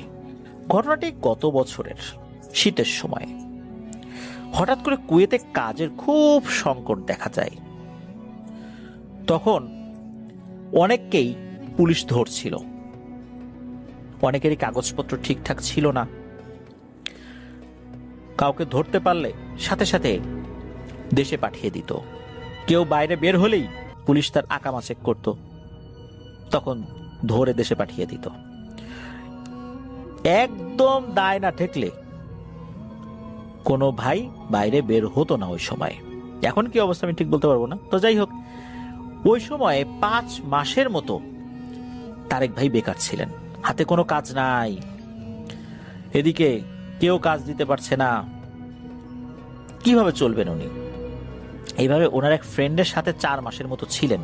এই 5 মাসের মধ্যে 4 মাসের মতো ওনার এক ফ্রেন্ডের সাথে ছিলেন। এখন বেকার তো উনি, যেখানে আছেন থাকার টাকাও দিতে পারেন না, খাবার টাকাও দিতে পারেন না।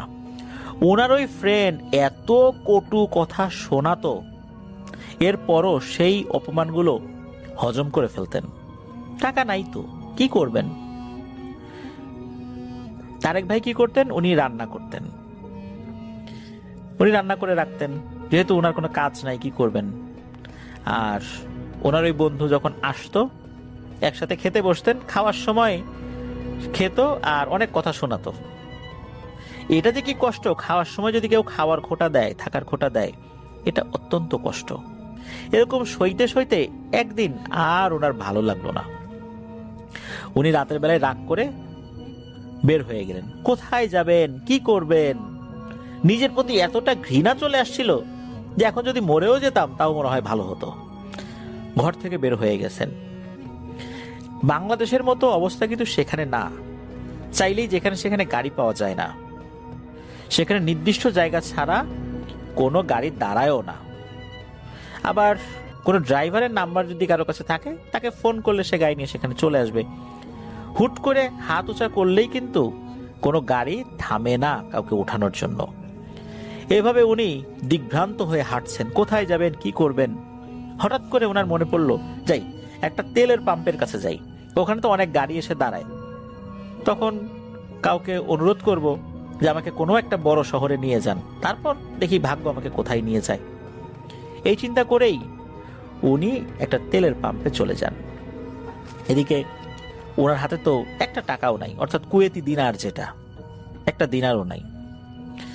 যখন ওই পাম্পে উনি দাঁড়িয়ে আছেন, গাড়িও তখন খুব একটা আসছে না। একটা গাড়ি পান, সেই গাড়ি যিনি চালাচ্ছিলেন তার কাছে অনুরোধ করেন যে আমার এই অবস্থা, আমাকে কোন একটা জায়গায় নামিয়ে দেন আপনি। তখন বললেন ঠিক আছে, তুমি ওঠো গাড়িতে। তখন ওই ভদ্র জিজ্ঞেস করেছেন, কি হয়েছে তোমার, তোমার দেশের বাড়ি কোথায়, অর্থাৎ তুমি কোন দেশের? তখন এই তারেক ভাই বিস্তারিত খুলে বলেন ওনাকে সমস্যাগুলো। উনি কিছুক্ষণ চিন্তা ভাবনা করলেন, বললেন আচ্ছা ঠিক আছে, তোমার এই অবস্থা, আমি তোমাকে একটা কাজ ঠিক করে দিতে পারি। আমার শ্বশুর শাশুড়ির সাথে কথা বলতে হবে। তো উনি ওই সময় গাড়ি চালানো অবস্থায় শ্বশুরের সাথে কথা বললেন এবং কথা বলে একটা কাজ ঠিক করে দিলেন। এই বিপদের মধ্যে যেখানে থাকার জায়গা নাই, খাওয়ার কোনো নিশ্চয়তা নাই, তখন বেতন নিয়ে কি কথা বলবেন? কোনো মতে মাথা গোজার ঠাই আর একটু খাবার খেতে পারলেই হলো। কিছু দিলে দিল, না দিলে নাই। তো সেখানে নিয়ে যাওয়া হয়। ওই লোক গাড়ি নিয়ে সেই শ্বশুর শাশুড়ির বাড়িতে চলে যান, কাজ দেয়া হয়। কাজটা হচ্ছে মরুভূমির মধ্যে কয়েকটা তাঁবু থাকবে। ওনারা মাঝে মাঝে রাতের বেলা মরুভূমিতে যান, তো ওনাদেরকে চা কফি বানিয়ে খাওয়াতে হবে। তো অ্যারাবিয়ান যে কফি, তো ওনারা এটাকে গাওয়া বলে আর কি, খেজুর বা আরো কিছু জিনিস দিয়ে এই কফিটা তৈরি করা হয়। তো যারা এটার সাথে পরিচিত তারা আপনারা জানেন এটাকে গাওয়া বলে। আর আরেকটা বিষয় সেটা হচ্ছে যে মরুভূমিতে কিন্তু রাতের বেলা প্রচন্ড ঠান্ডা হয়ে যায়, অনেক সময় মাইনাসের নিচে টেম্পারেচার চলে আসে। আর শীতকালে তো অবস্থা আরো খারাপ। তো ওই সময় শীত চলে এসেছে, 3-4 মাস শীতের একটা সময় থাকে। আর ওই সময় কুয়েতের মরুভূমিগুলোতে খেমা বানানো হয়, যেটাকে আসলে আমরা তাঁবু বলি। তো ওখানে এরকম 2-3টা তাঁবু করা হয়েছিল। একটাতে মহিলাদের জন্য বসার ব্যবস্থা করা হয়েছিল, আর একটাতে পুরুষদের জন্য বসার ব্যবস্থা করা হয়েছিল, আর একটাতে এই যে তারেক ভাই উনি থাকতেন। সাধারণত দেখা যেত কি যে এই যে যেই লোকজন তারা সপ্তাহের কয়েকটা দিন শুধু আসতো, এসে ঘন্টাখানেক সেখানে বসতো, গল্পগুজব করতো, এই গাওয়া খেত, আবার তারা চলে যেত। এমনও হতো 3-4 দিন কেউ আসতো না, তখন ওই জায়গাতে কারোর সাথে কথা বলার মতো অবকাশও থাকতো না, তারেক ভাইয়ের একাই থাকতে হতো। দূরে অনেক দূর পর্যন্ত দেখা যায় মরুভূমিতে কিন্তু প্রায় 15-20 কিলোমিটারের মধ্যেও কোনো বসতি নাই। প্রথম দিকে একটু ভয় পেলে উনি মানিয়ে নিলেন সবকিছু, আর খাওয়া দাওয়ার জন্য যা যা দরকার সবগুলো তারা দিয়ে যেত, এই জন্য খাওয়া নিয়েও কোনো সমস্যা হচ্ছিল না। এভাবে বেশ কয়েকদিন যাওয়ার পর এক রাত্রে উনি শুয়ে আছেন, হঠাৎ করে অনেকগুলো কুকুর ডাকাডাকি শুরু করলো। ওখানে কিন্তু কোনো কুকুর ছিল না, কুকুর থাকবেই বা কেন, কুকুরের খাওয়ার কোনো জিনিসও তো ওখানে নাই, কুকুর খাবেটাকে, এই জন্য ওই জায়গায় কোনো কুকুর টুকুর থাকে না ওই মরুভূমিতে। তবে হ্যাঁ, মরুভূমিতে যে পাহাড় টাহাড় থাকে ওইখানে কিছু পাহাড়ি কুকুর দেখা যায়, তাও সেটা লোকালয়ের কাছে যদি সে পাহাড় হয়, নর্মালি কিন্তু ওরকম ভেতরে কুকুর থাকে না। তো টানা বেশ কিছু দিনে তো কখনো উনি কুকুর দেখেনও নাই। কুকুরের আওয়াজ শুনে উনি বেশ ভয় পেয়ে গেলেন। উনি শুয়েছিলেন, সাহস করে কিন্তু বের হয়ে দেখেন নাই যে এগুলো আসলে কি। তো এরকম 2-3 দিন পর পর কুকুরের ডাক শোনা যায়, সবসময় যে শোনা যেত বিষয়টা এরকম না। তো উনি বুঝছেন এগুলো স্বাভাবিক কিছু না, দোয়া দুরুদ পরে ঘুমাতেন, খাওয়া দাওয়া সবকিছু ঠিকঠাক মতোই চলছিল। আর বেশ কিছু জিনিস উনি ঘুমানোর আগে ওনার যে খেমা অর্থাৎ তাঁবু সেটাতে উনি নিয়ে আসতেন। এভাবে আরো বেশ কয়েকদিন চলে যায়, এরপর কুকুরের ডাক উনি শোনেন না। উনি যতক্ষণ সজাগ থাকতেন ততক্ষণ কোনো সমস্যা হতো না, উনি ঘুমিয়ে গেলে এরকম কিছু সমস্যা দেখা যেত আর কি। তো এরকমই এক রাত্রে হঠাৎ করে ওনার ঘুম ভেঙে যায়। ওনার কাছে মনে হলো বাতাসের মতো ফিস ফিস করে বেশ কয়েকজন কথা বলছে, তবে সেটা বাইরে থেকে মনে হচ্ছে অনেকগুলো মানুষ ফিস ফিস করে কি যেন বলছে।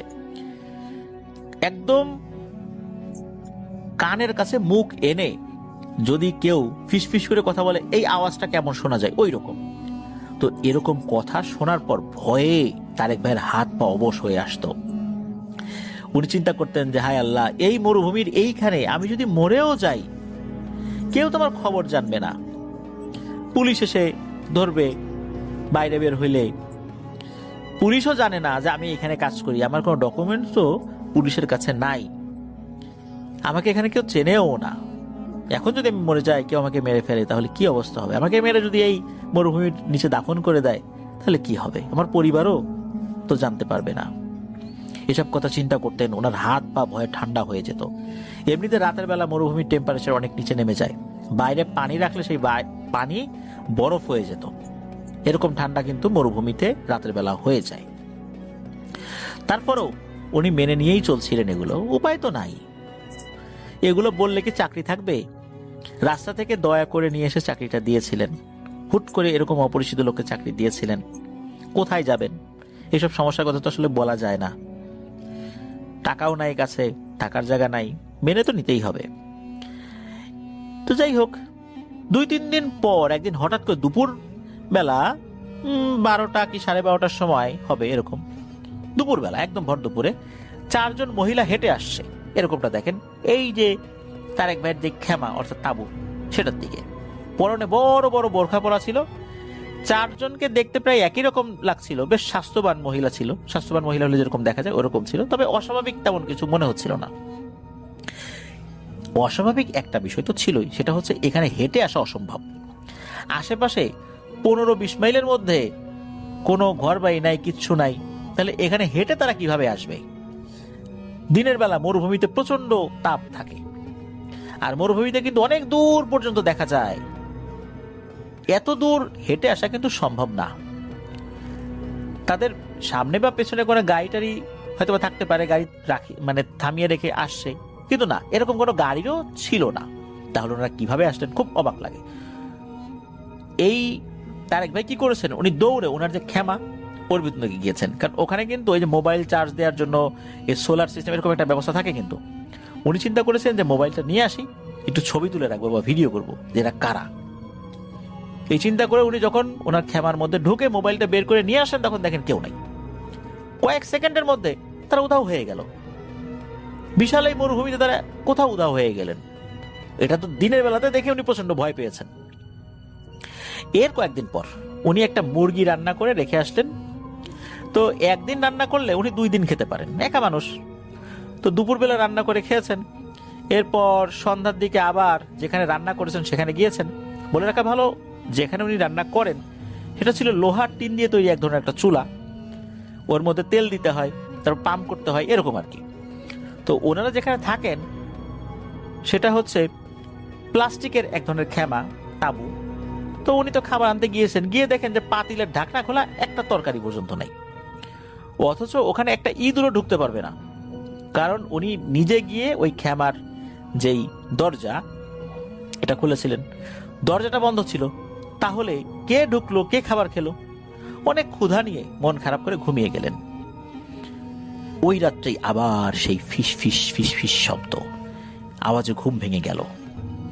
তবে উনি আর বাইরে বের হয়ে দেখেন নাই যে ফিস ফিস আওয়াজ কারা করছে। এরপর 2 দিন চলে যায়। হঠাৎ একদিন প্রচন্ড বালুর ঝড় শুরু হয়ে যায়। বালুর ঝড় শুরু হলে কিন্তু সবকিছু উড়িয়ে নিয়ে যায়, বাইরেও কিন্তু তাকানো যায় না, এত বালু ওরে। তখন রাত 9টা কি 10টা হবে, এমন সময় কি ঝড় শুরু হয়েছে। তখন উনি খেয়াল করলেন বাইরে কিছু রেখে আসছেন কিনা, সবকিছু তো আবার উড়িয়ে নিয়ে যাবে। তখন তো আবার কৈফিয়ত দিতে হবে।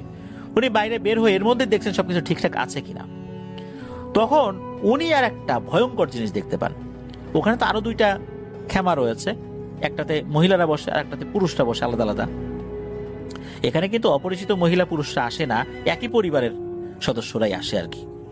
তো ওই যে মহিলাদের যে খেমা, ওইখান থেকে মনে হচ্ছে ফিস ফিস ফিস ফিস করে কথার আওয়াজ শোনা যাচ্ছে। অথচ বাইরে যে ঝড় শুরু হয়েছে এর ভিতর দিয়ে ওই ফিস ফিস আওয়াজ শোনা যাচ্ছে। উনি তো তেমন কিছু দেখতে পাচ্ছেন না বালুর কারণে। এদিকে মৃদু বৃষ্টিও শুরু হয়েছে এর মধ্যে। কুয়েতে শীতকালে মাঝে মাঝেই নাকি এরকম হালকা বৃষ্টি হয়। প্রথমে উনি ভেবেছেন কেউ হয়তো বা এসেছে এখানে, কিন্তু যাদের এই খেমা অর্থাৎ যে পরিবারে, তারা তো আসলে তাকে ফোন দিত আগে থেকে সবকিছু ঠিকঠাক রাখার জন্য।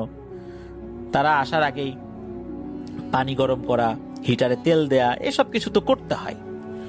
আর ঝড়ের মধ্যে কি তারা কখনো আসবে? আর আসলে তো গাড়ির শব্দ পাওয়া যেত, বাড়িতে কোনো গাড়িও নাই। তো উনি প্রচন্ড ভয় পাচ্ছেন। তারপরে একটু চিন্তা করলেন একবার একটু উকি মেরে দেখি, কারণ এখানে দেখার মতো কিছু জায়গা রয়েছে। ওই খেমার কিছু জায়গা আছে, সেটা দিয়ে দেখা যায় কি ভিতরে কে আছে। তো উনি ওইদিকে গিয়েছিলেন দেখার জন্য। এদিকে আগাচ্ছেন ওই ঝড়ের মধ্যেই মনে হচ্ছিল ওনার হাত পা সব জমে যাচ্ছে, ভয়ে দম বন্ধ হয়ে আসছে। কি দেখবেন কি দেখবেন, এর মধ্যে উনি একটা ফাঁকা দিয়ে দেখেন ওখানে 4 জন মহিলা বসে আছে। প্রত্যেকেই সাদা জামার মতো কিছু একটা পরা ছিল। আরব দেশগুলোতে মেয়েদের বিয়ে হলে যে ধরনের সাদা জামা পরে থাকে ওই রকম, তবে তাদের সবার মুখে হেজাব ছিল, অর্থাৎ মাথায় হেজাব ছিল, মুখও ঢাকা ছিল। তারা গোল হয়ে বসে ফিস ফিস ফিস ফিস করে গল্প করছে। মনে হচ্ছে এটাই তাদের কথা বলার স্টাইল। আমরা যেভাবে জোরে করে কথা বলি, তারা ফিস ফিস করে কথা বলছে, কিন্তু সেই ফিস ফিসারিটাও অনেক জোরে। কি কথা বলছে, কোন ভাষায় কথা বলছে এমনটা বোঝা যাচ্ছে না। আর ওই খেমার মধ্যে আলো, এই আলোর উৎস কি সেটাও বোঝা যাচ্ছে না। মনে হচ্ছে তাদের যে পোশাক, সেই পোশাক থেকেও আলো বের হচ্ছে, তাদের শরীর থেকেও মনে হচ্ছে আলো বের হচ্ছে। মাঝে মাঝে তারা হাসছে, তাদের শুধু কপালটুকু দেখা যাচ্ছে, চোখ দেখা যাচ্ছে, তবে কপাল এবং চোখ স্বাভাবিক মানুষের মতোই। তবে তারা বেশ স্বাস্থ্যবান বলে মনে হচ্ছিল। এতটুকু মনে হচ্ছিল শুধু। তবে হঠাৎ করে তো এইখানে তাদের আসার কথা না। উনি আর কিছু দেখার সাহস করলেন না, চুপচাপ ওখান থেকে সরে গেলেন। দ্রুত উনি ওনার খেমার মধ্যে চলে আসলেন, এসে কম্বল মুড়ি দিয়ে কাঁপতে কাঁপতে শুয়ে পড়লেন। কখন যে ঘুম চলে এসেছে উনি নিজেও জানেন না। 2 দিন পর ওনার 1 মাস হয় কাজের। এরপর তাদের কাছে ক্ষমা প্রার্থনা করেন, বলেন যে আমি খুব ভয় পেয়েছি মরুভূমিতে। কিছু কিছু বিষয় বলেন, ওই পরিবারও বুঝতে পারেন। এরপর ওই পরিবার তাকে 1 মাসের বেতন দিয়ে দেন, আরো কিছু টাকা দিয়ে দেন যাতে করে আরো কিছুদিন এক্সট্রা চলতে পারেন। উনি সেখান থেকে বিদায় নিয়ে চলে আসেন। এটাই ছিল ঘটনা।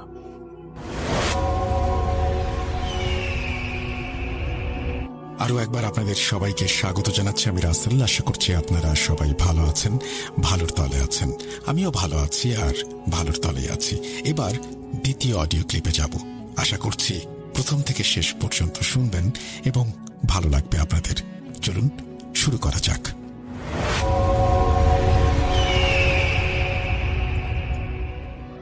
হ্যালো রাসেল ভাই, আসসালামু আলাইকুম। আশা করি আপনি ভালো আছেন আর ভালোর দলে আছেন। আমরা জানি আপনি সবসময় ভালোর দলে। তো রাসেল ভাই, আমার নাম হচ্ছে রিপন। আমি আদিত্যমণি লালমনিরহাট থেকে ঘটনাটা আপনাকে পাঠাচ্ছি। আজকে যে শিউরে ওঠার মতো ঘটনা আমি আপনাকে শেয়ার করব, এই ঘটনাটা আমাকে পাঠিয়েছে বা আমার সাথে শেয়ার করেছে, তার নাম হচ্ছে আরিয়ান। রাসেল ভাই, এটা একটা ছদ্মনাম, যেহেতু আমি তার এক্স্যাক্টলি নামটা বলার নিষেধ আছে, তো আমি ছদ্মনাম হিসেবে ব্যবহার করছি। তো আজকে যে ঘটনাটা আমি নামগুলো ব্যবহার করবো সবগুলোই ছদ্মনাম। তার বাড়ি রংপুরের মিঠাপুকুর এলাকায়। এটা এক্স্যাক্টলি লোকেশন, এটা ঠিক আছে, এটা কোনো ছন্দ লোকেশন নয়। তো আরিয়ান যে ঘটনাটা আমার কাছে শেয়ার করেছে, এই ঘটনাটা আজ থেকে 20 বছর আগের একটা ঘটনা। ঘটনাটা ঘটেছিল আরিয়ানের বড় চাচার সাথে। রাসেল ভাই, আমি চেষ্টা করব আরিয়ানের চাচার সেই ভয়ানক ঘটনাটা বা ভয়ানক অভিজ্ঞতাটা তার মতো করে আপনার কাছে তুলে ধরার। আজ থেকে প্রায় 20 বছর আগে আরিয়ানের চাচা তখন জোয়ান মানুষ। তিনি ছিলেন একজন দক্ষ মাইক্রোবাস ড্রাইভার। ঘটনাটা ঘটেছিল এক ঈদুল ফিতরের 2য় দিনে, মানে ঈদের পরের দিন। তখন উত্তরবঙ্গের রাস্তাগুলো ছিল একদম সংকীর্ণ, আর 2 পাশে ছিল ঘন জঙ্গল এবং পুরনো সব বাগান। তো সেদিন ছিল ঈদের 2য় দিন। মজিদ চাচা, সে হচ্ছে আরিয়ানের বড় চাচা, তো রংপুর থেকে কয়েকজন যাত্রী নিয়ে ঢাকা গিয়েছিলেন।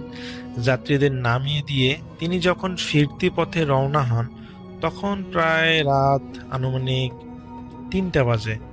তো গাড়িটা একদম খালি, শুধু মজিদ চাচা একা ড্রাইভ করতেছেন। তো সিরাজগঞ্জ পার হওয়ার পর হাটিকুমরুল মোড় নামে একটা জায়গা আছে, হাটিকুমরুল। তো যারা ওই জায়গাটার নাম পরিচিত তারা হয়তো বুঝতে পারবেন। জায়গাটার নাম হচ্ছে হাটিকুমরুল। মোড়ের কাছাকাছি আসতেই মজিদ চাচা দেখলেন রাস্তার মাঝখানে একটা লোক হাত তুলে দাঁড়িয়ে আছে। তো পরনে লোকটার সাদা পায়জামা এবং পাঞ্জাবি। তো মজিদ চাচা ভাবলেন যে ঈদের সময় হয়তো কোনো মুসাফির বিপদে পড়েছে বা হয়তো তিনি কোথাও যাবেন, যার কারণে তার গাড়িটা থামানোর চেষ্টা করতেছেন। তো মজিদ চাচা কোনো কিছু না ভেবে তিনি গাড়িটা সেই লোকটার কাছে গিয়ে থামলেন। লোকটা কোনো কথা না বলে একদম পিছনের সিটে গিয়ে বসলো। তো মজিদ চাচা আয়নার তাকিয়ে দেখলেন লোকটা মাথা নিচু করে বসে আছে। মনে হচ্ছে যে সে খুবই টেনশনে আছে বা খুবই দুশ্চিন্তায় আছে। তো মজিদ চাচা জিজ্ঞেস করলেন, ভাই কোথায় যাবেন আর কোথায় নামবেন আপনি? তো লোকটা কোনো উত্তর দিল না, শুধু হাত দিয়ে সামনের দিকে ইশারা করলো যে সামনে নামবে বা সামনে যেতে বললো, এই ধরনের। তো মজিদ চাচা ভাবলেন যে লোকটা হয়তো খুব ক্লান্ত।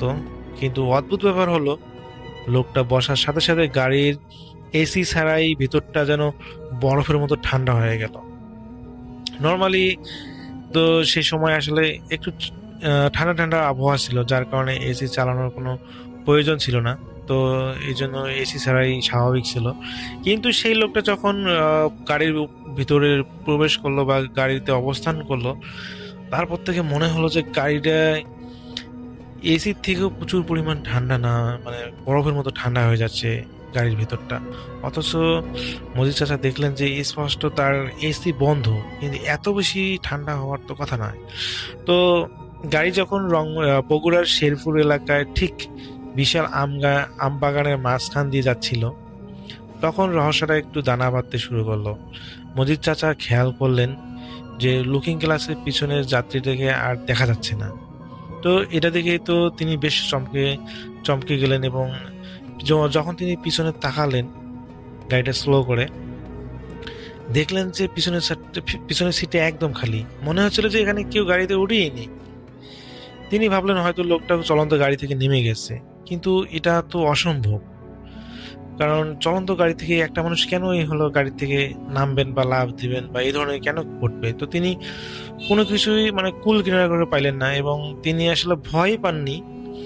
তিনি আসলে এটাকে স্বাভাবিকভাবে নিলেন এবং মনে মনে তার মনকে সান্ত্বনা দিলেন, হয়তো বা লোকটা গাড়ি থেকে লাফ দিয়েছে বা কোনোভাবে নেমে গিয়েছে। কিন্তু ঠিক সেই মুহূর্তে তিনি অনুভব করলেন তার ঠিক কানের কাছে কেউ একজন খুব জোরে জোরে নিঃশ্বাস ফেলতেছে।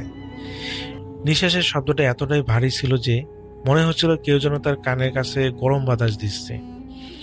তো মজিদ চাচা পুনরায় ভয় পেলেন এবং তিনি গাড়িটা স্লো করলেন এবং স্লো করে পিছনে তাকালেন এবং দেখলেন যে গাড়িতে কেউ নেই এবং তিনি এবার একটু ভয় পেলেন এবং ভয় পেয়ে যখন তিনি সামনে তাকালেন এবং সামনে দেখলেন যে ফাঁকা রাস্তা এবং তিনি তার গাড়িটাকে পুনরায় স্টার্ট দিলেন এবং চলতে শুরু করলেন। কিছু দূর যাওয়ার পর তার কাছে মনে হলো যে গাড়িটা মনে হয় অনেক ভারী হয়ে যাচ্ছে,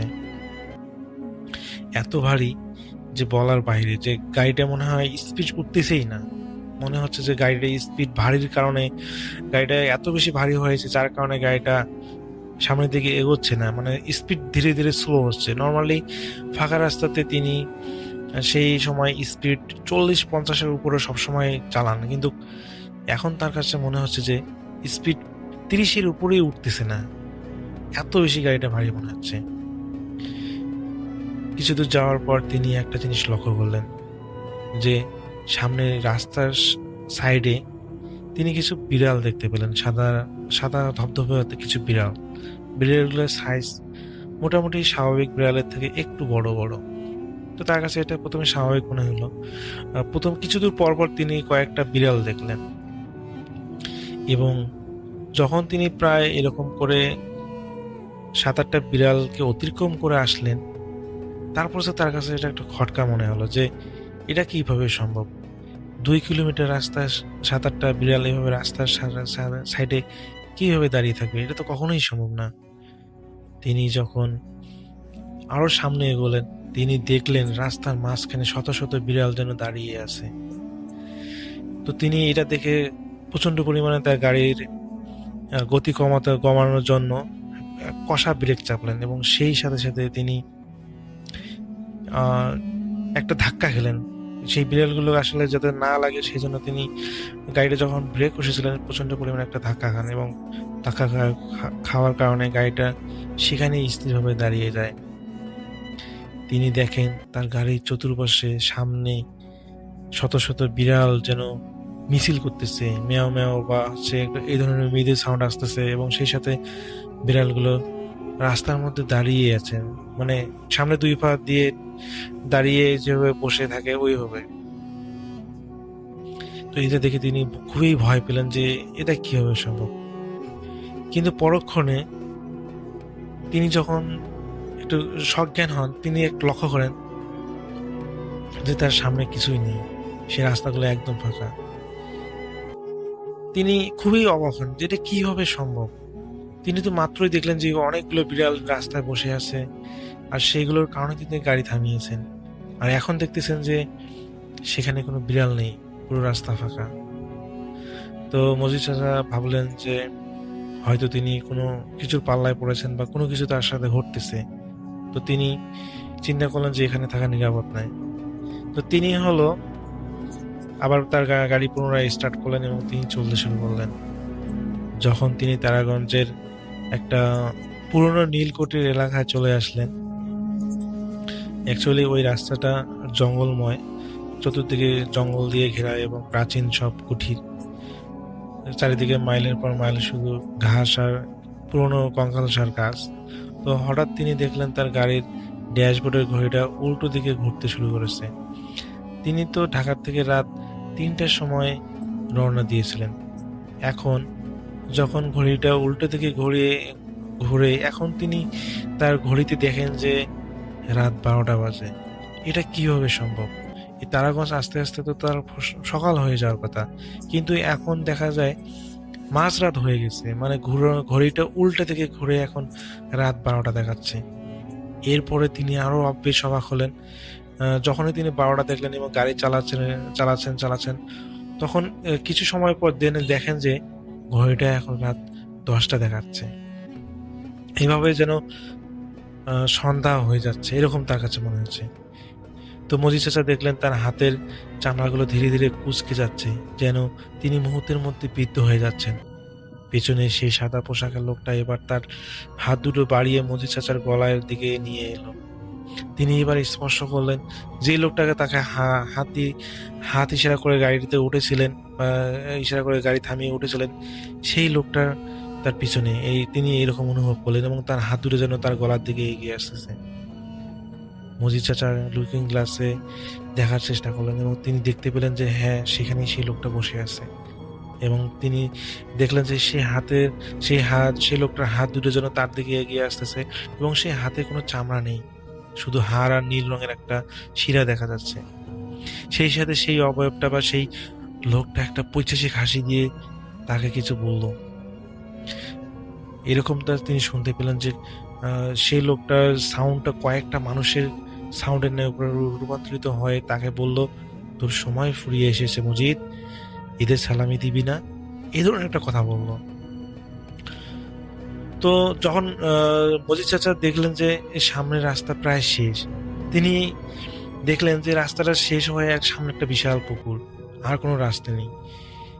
তিনি বেশ অবাক হলেন যে এটা কিভাবে সম্ভব, এই মেইন রোডের সামনে কিভাবে এত বড় পুকুর চলে আসলো, এই পুকুর তো থাকার কথা নয়।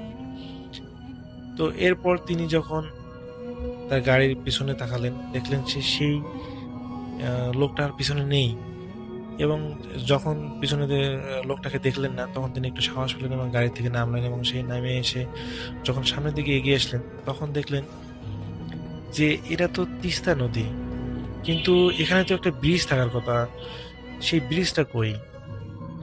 আজ থেকে 20 বছর আগে একটা লোহার ব্রিজ ছিল, কিন্তু এই ব্রিজটা তো দেখা যাচ্ছে না। তিনি অনেক অবাক হলেন। তিনি দেখতে পেলেন যে সেই তিস্তা নদীর নিচে বলতে যেখানে ঘাট আছে, সেই ঘাটের মধ্যে একটা নৌকা বাঁধা, কিন্তু কোনো মাঝি নেই। তিনি কি করবেন বুঝতে পারতেছেন না এবং তার তাৎক্ষণিকভাবে তিনি অনুভব করেন তার পিছনে কেউ দাঁড়িয়ে আছে। তিনি যখন ঘাড় ঘুরিয়ে সেই অবয়বটাকে দেখতে যাবেন, তিনি এতটা পরিমাণ ভয় পেয়ে যান, সেখানেই তিনি সেন্সলেস হয়ে পড়ে যান। তিনি যখন জ্ঞান ফেরেন, তখন তিনি তাকিয়ে দেখেন যে তিনি রংপুর হসপিটালে এবং পরবর্তীতে মজিদ চাচাকে যিনি নিয়ে এসেছিলেন, তো তিনি হলো বাকি ঘটনা বলেন যে আমি আপনাকে সকালবেলা দেখেছিলাম যে সেই নদীর ঘাটে আপনাকে অজ্ঞান অবস্থায়, তো পরবর্তীতে আমি আপনাকে হাসপাতালে নিয়ে আসি। যেহেতু আপনার অবস্থা খুবই খারাপ ছিল, আপনাকে কোনোভাবে সজ্ঞান করা যাচ্ছিল না, যার কারণে আমি আপনাকে হাসপাতালে নিয়ে আসি।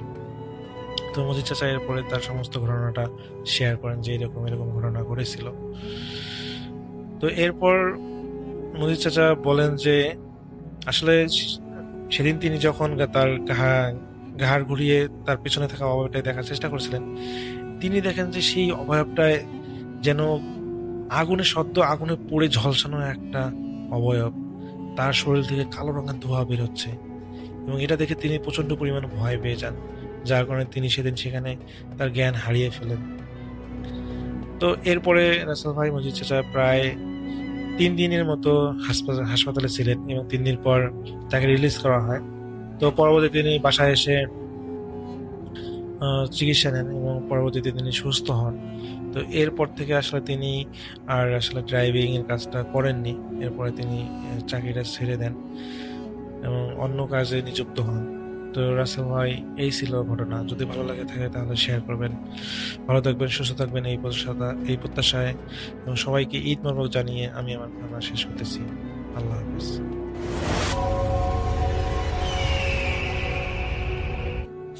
Welcome back. আপনাদের সবাইকে স্বাগত জানাচ্ছি আমি রাসেল। আশা করছি আপনারা সবাই ভালো আছেন এবং ভালোর তলে আছেন।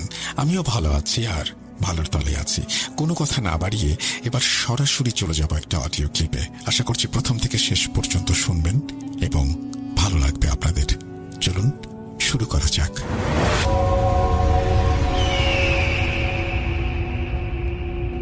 আসসালামু আলাইকুম রাসেল ভাই।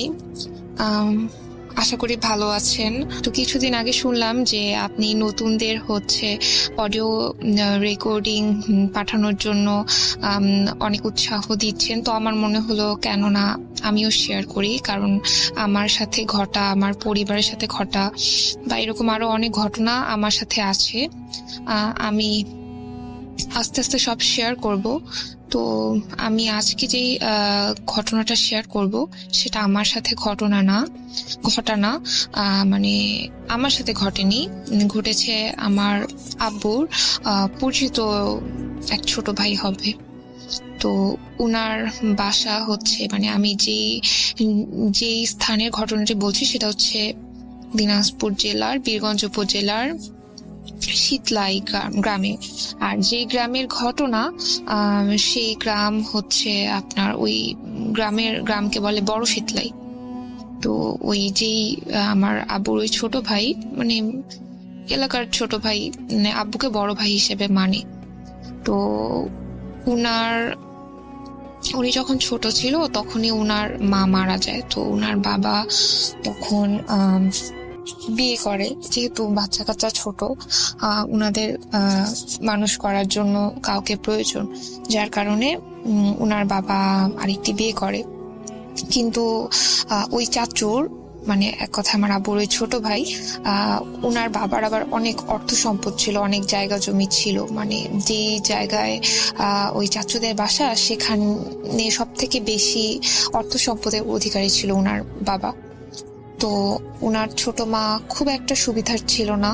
মানে বিয়ের কিছুদিন পর থেকেই মানে উনার পরিবর্তন আসা শুরু হয়।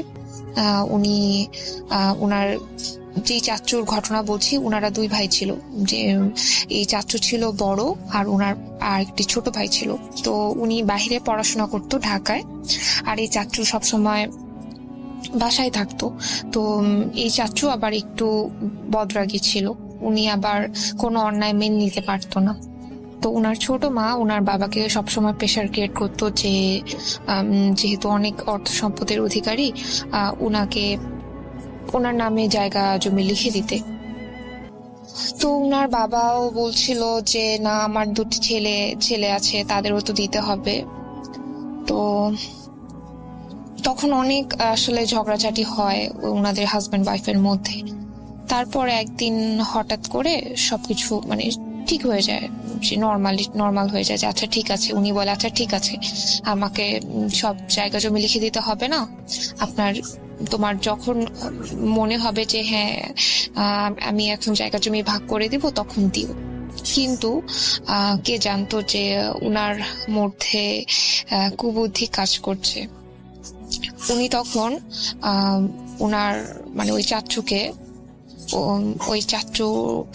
এবং উনার বাবাকে কালো জাদুর প্রয়োগ করে, সেটা জিনের মাধ্যমে। তো উনাদের বাসায় আম গাছ অথবা কাঁঠাল গাছ হবে, আমার ঠিক মনে নেই। তো সেখানে তাবিজ রাখে, উনাদের যে টিউবওয়েল আছে সেখানে তাবিজ রাখে, চাচুর বাবার বালিশের ভিতরে তাবিজ রাখে, চাচুর বালিশের নিচে তাবিজ রাখে, আরো অনেক জিন চালান করে। মানে চাচুর অল বডিতে, ব্রেনে, দুই হাতে, অল বডিতে এক কথায়। তো তখন এমন অবস্থা হয় যে চাচু প্রায় পাগল অবস্থা, মানে উনি কেমন যেন পাগলের মতো বিহেভ করে। এমনও হয়েছে যে উনাকে পাবনা পাগলাগারতেও রেখে আসে।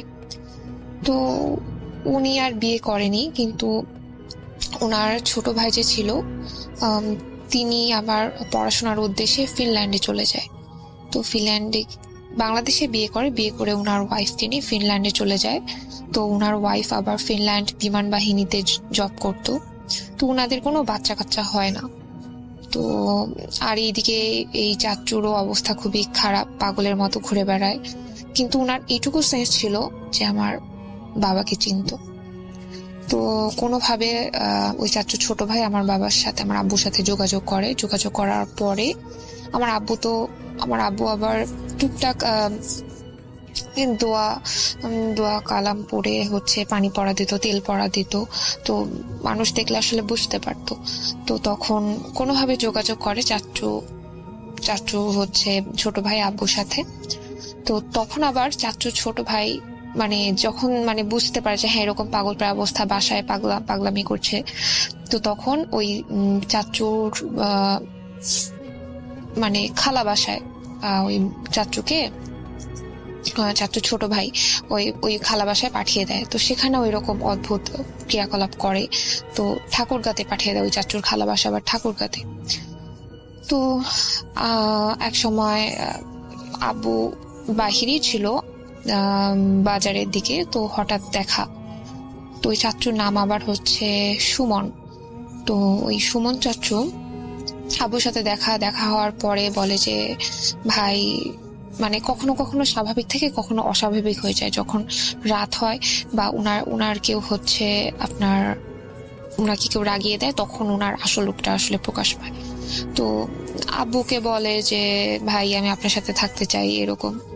তো তখন আব্বু আবার করে কি যে তুমি আমার সাথে কোথায় থাকবে, আমার বাসায়, আমাদের আবার জয়েন্ট ফ্যামিলি, তো আমাদের বাসায় আসলে তোমাকে নিয়ে থাকা তো সম্ভব না।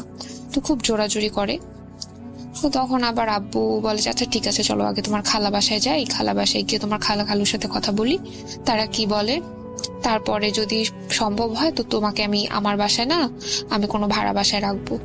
তো যে কথা সেই কাজ। তো ওই চাচুর খালা বাসা আবার ঠাকুরগাঁ সদরে না, ওটা আপনার ঠাকুরগাঁ ওই জায়গাকে বলে পীরগঞ্জ। তো ওই পীরগঞ্জে যায়, তো যেই জায়গায় বাসা ওটা একটু গ্রাম পর্যায়ে। তো তাদেরও আর্থিক অবস্থা মোটামুটি ভালো, কিন্তু সেখানে যে চাচু থাকতো সুমন চাচু, তো ওই সুমন চাচুকে মানে সেখানেও জিন চালান করতো, মানে নানা রকম সমস্যা করতো। তখন আব্বু গিয়ে কথা বলে যে আমার তো মনে হচ্ছে এরকম কোনো সমস্যা হয়েছে, তো আমার এক পরিচিত হুজুর আছে, উনি এগুলো মানে সমস্যা এগুলো সলভ করে দিতে পারে। তো তখন বলে আচ্ছা ঠিক আছে, তাহলে ওই সুমন চাচুর ছোট ভাইয়ের নাম আবার ফয়সাল। আচ্ছা ঠিক আছে আপনি ফয়সালের সাথে কথা বলেন, ও কি বলে, ও যদি বলে তাহলে আপনি চিকিৎসা শুরু করেন। তো তখন আব্বু বললো যে চিকিৎসা করাতে হলে তোকে আমার কাছে রাখতে হবে, তো আমি ওকে একটা ভাড়া বাসায় তুলে দিই। তো ফয়সাল চাচু তো বিদেশে থাকে, ফিনল্যান্ডে। তো ফয়সাল চাচুর সাথে কথা বলে, ফয়সাল চাচু খুব খুশি হয় যে হ্যাঁ যদি আমার বড় ভাই সুস্থ হয় তাহলে আমার কোনো সমস্যা নেই। যে কথা সেই কাজ। আব্বু তখন সুমন চাচুকে বলে রাখা ভালো, আমার আব্বু একটি মসজিদে ইমামতি করে, তো ওই মসজিদের কাছাকাছি একটি বাড়িতে তুলে দেয়। তো যখন মানে সুমন চাচুর ছোট মা কোনোভাবে জানতে পারে যে এরকম চিকিৎসা করা হবে, বা কোনোভাবে জানতে পারে, কারণ যেহেতু চিকিৎসা করা হবে স্বাভাবিক উনার বাবার কানে ওই কথাটি গিয়েছে, উনাকে জানানো হয়, তো উনার ছোট মাও কোনোভাবে জেনে যায়। তো তখন সুমন চাচুর ভাইয়ের উপরে মনে করেন যে জিনদের অত্যাচার আরো বেড়ে যায়। তো এমন হয় যে উনাকে যখন আব্বু বাসায় তালা মেরে রেখে আসতো, উনি কিভাবে তালা খুলে বা তালা ভেঙে বাসা থেকে বের হয়ে আসতো, বের হয়ে আমাদের বাসায় চলে আসতো। আমাদের বাসায় চলে আসার পরে একদিন এমনও হয়েছে যে আমাদের বাসায় চলে আসে, হঠাৎ করে পাগলামি শুরু করে, তো ওনাকে রুমে বন্দি করে রাখা হয়। তো মানে রাসেল ভাই এমন অবস্থা যে উনি রুমের দরজা ভেঙে ফেলবে, হ্যাঁ মানে আর ক্ষুধার মানে উনি হঠাৎ করে ওনার এমন অবস্থা হয় যে ক্ষুধার তাড়নায় মানুষ এরকম ছটফট করে সেরকম করছে। তো উনি ফ্রিজে আমার আব্বুর রুমে ফ্রিজ আছে আমাদের, তো উনি একবার ডিপ ফ্রিজ খুলছে, একবার নর্মাল ফ্রিজ খুলছে, বাট ফ্রিজে কোনো খাবার রাখা ছিল না, সব খাবার বাহিরে ছিল। তো যখন মানে উনি কন্টিনিউয়াসলি কাঠের দরজা, তো হাত পা দিয়ে মানে একদম পুরা মনে হচ্ছিল যে পুরা রুম উনি ভেঙে ফেলবে এমন অবস্থা। তারপরে আব্বু বের হলো, বের হওয়ার পরে দরজা যখন খুলে দেয় তখন আব্বুর উপর আক্রমণাত্মক আচরণ শুরু করে। তখন আব্বু আমার রুমে ঢুকে দরজা লাগিয়ে দেয়। তো দরজা লাগানোর পরে বাহিরে খাবার ছিল। উনি গোগ্রাসে মানে সেখানে আনুমানিক 4 থেকে 5 জনের মতো খাবার রান্না করা ছিল। সম্ভবত ভাত ছিল, মাছের একটা তরকারি ছিল। উনি একাই সব খাবার শেষ করে ফেলে। পরে যখন আব্বু দেখে না অবস্থা খুবই খারাপ, তো যে হুজুরের চিকিৎসা করার কথা বলা হয়েছিল, মানে চিকিৎসা করবে বলেছিল, সেই হুজুর আবার কোনো কারণে অন্য জায়গায় গিয়েছিল, ওনার বাসা নীলফামারীতে। তো তখন আব্বু এমার্জেন্সি ভাবে ওই হুজুরকে খবর দেয়। তো হুজুর বলল, আচ্ছা ঠিক আছে, আমি রাতে আসবো আপনার বাসায়।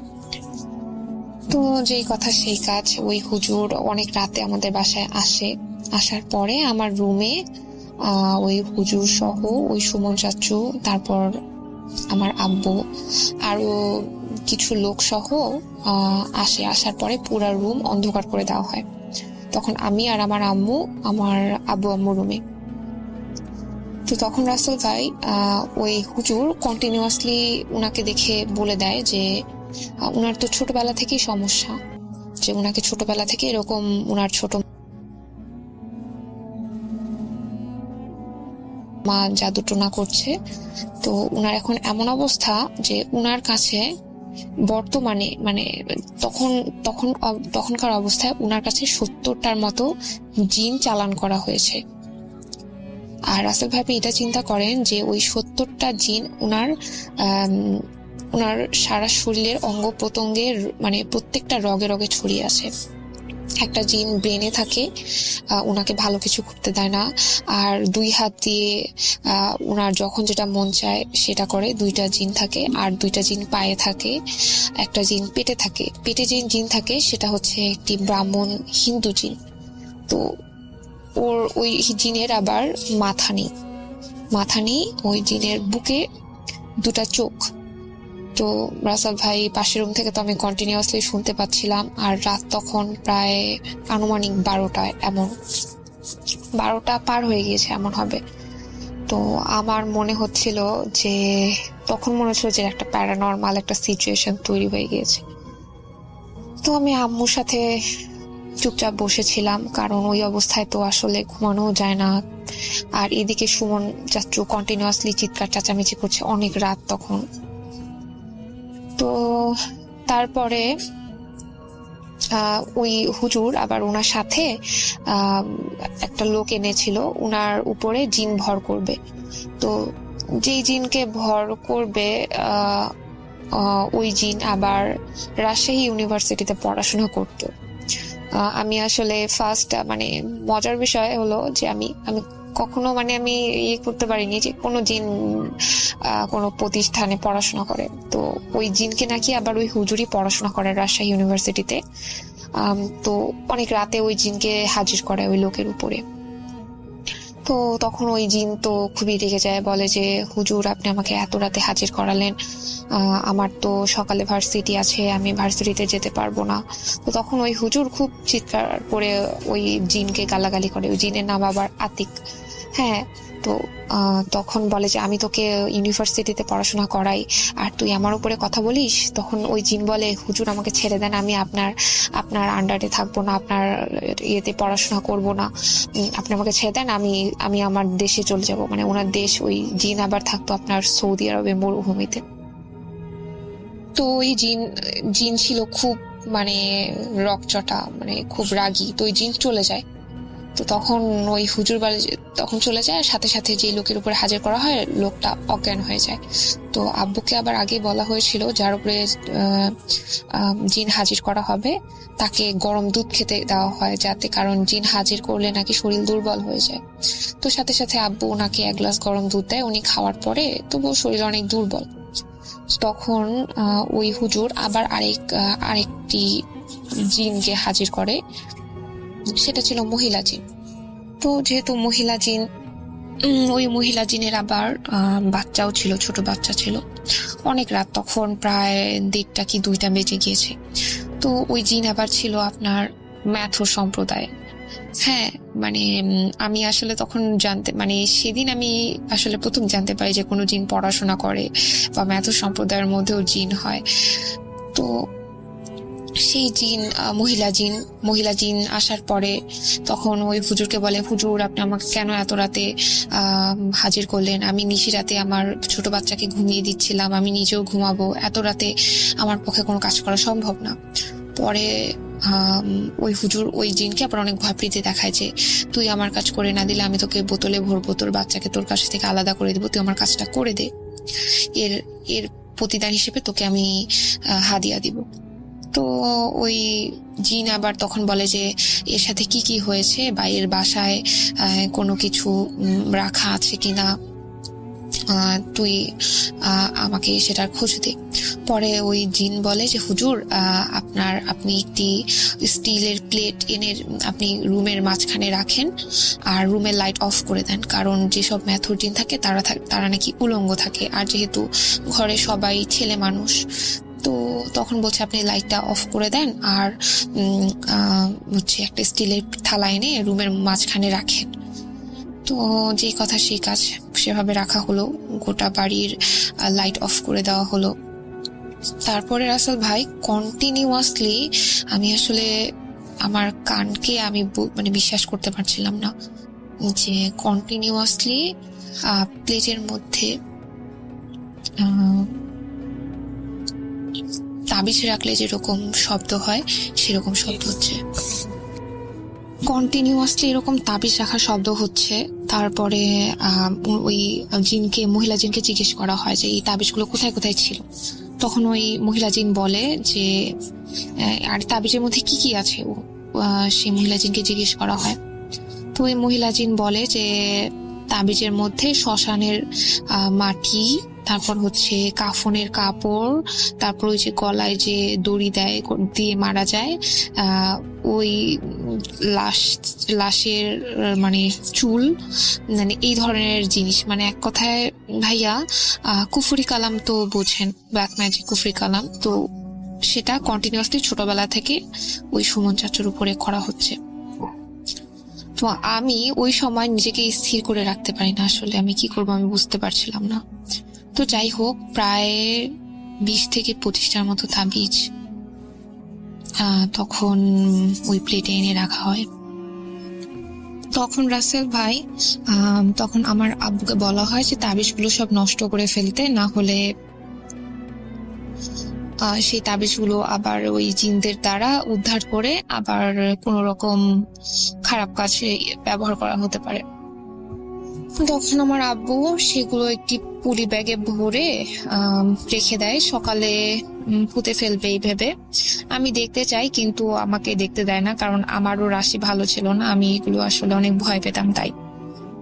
তো তারপরে কন্টিনিউয়াসলি উনার শরীরে যতগুলো জিন ছিল কন্টিনিউয়াসলি 70টার মতো জিন বোতলে ভরানো হয়।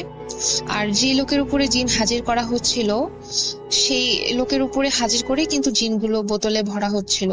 তো এক একটা জিনের এক এক রকম কথাবার্তা, এক এক রকম মানে সাউন্ড করছিল। যেহেতু গভীর রাত, সেহেতু আপনি বুঝতেই পারছেন কিরকম একটা অবস্থা আসলে। তো আমি সারা রাত সেদিন ঘুমাতে পারিনি। তারপরে যখন একের পর এক জিন 70টার মতো জিন কাচের বোতলে ভরা হলো, আর আমার আব্বুকে বলা হলো এটা নিরাপদ কোনো জায়গায় পুঁতে ফেলতে, যাতে যেহেতু জিনের বংশধর অনেক বড়, তাই যাদের পরবর্তী বংশধররা এসে ওদের কোনোভাবে মুক্ত করতে না পারে।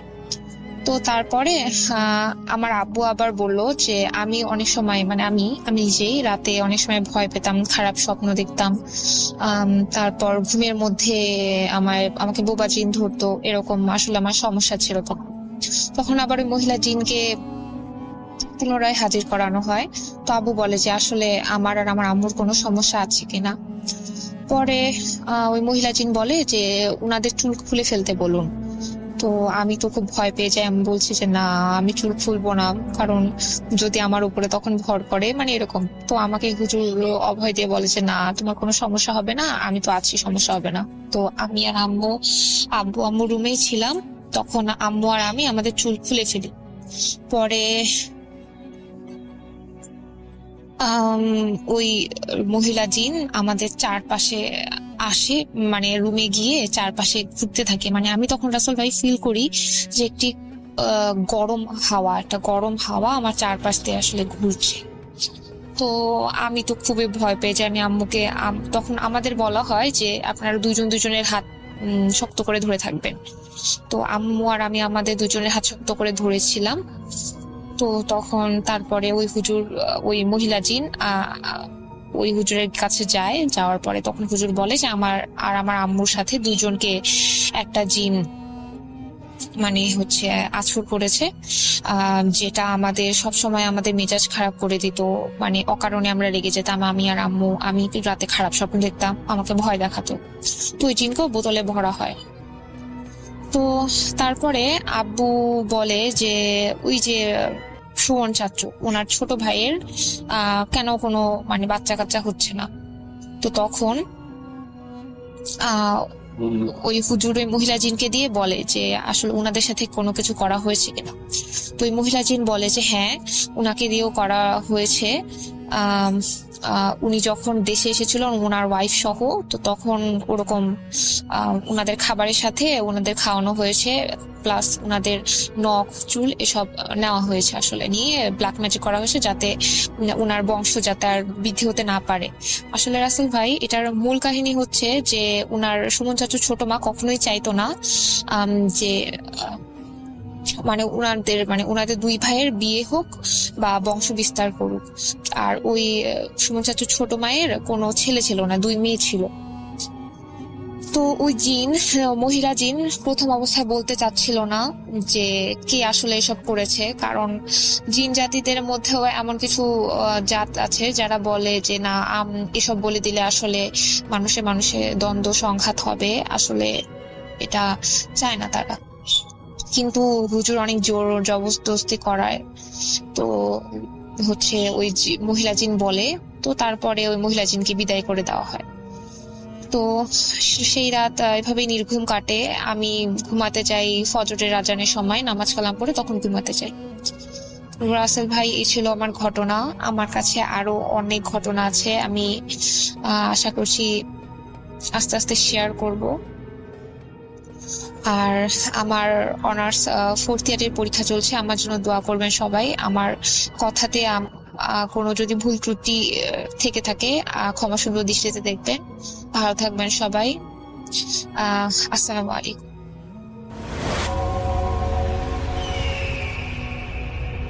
হ্যালো লিসেনার্স, আশা করি ঘটনাগুলো আপনাদের ভালো লেগেছে। আমি চেষ্টা করেছি বাছাই করে ঘটনাগুলো আপনাদের মাঝে শেয়ার করার। আমি প্রতিদিনই ঘটনাগুলো বাছাই করে আপনাদের মাঝে একটি করে এপিসোড শেয়ার করার চেষ্টা করি। যদি আমার ঘটনাগুলো একটু ভালো লাগে তাহলে অবশ্যই এই চ্যানেলটি সাবস্ক্রাইব করবেন।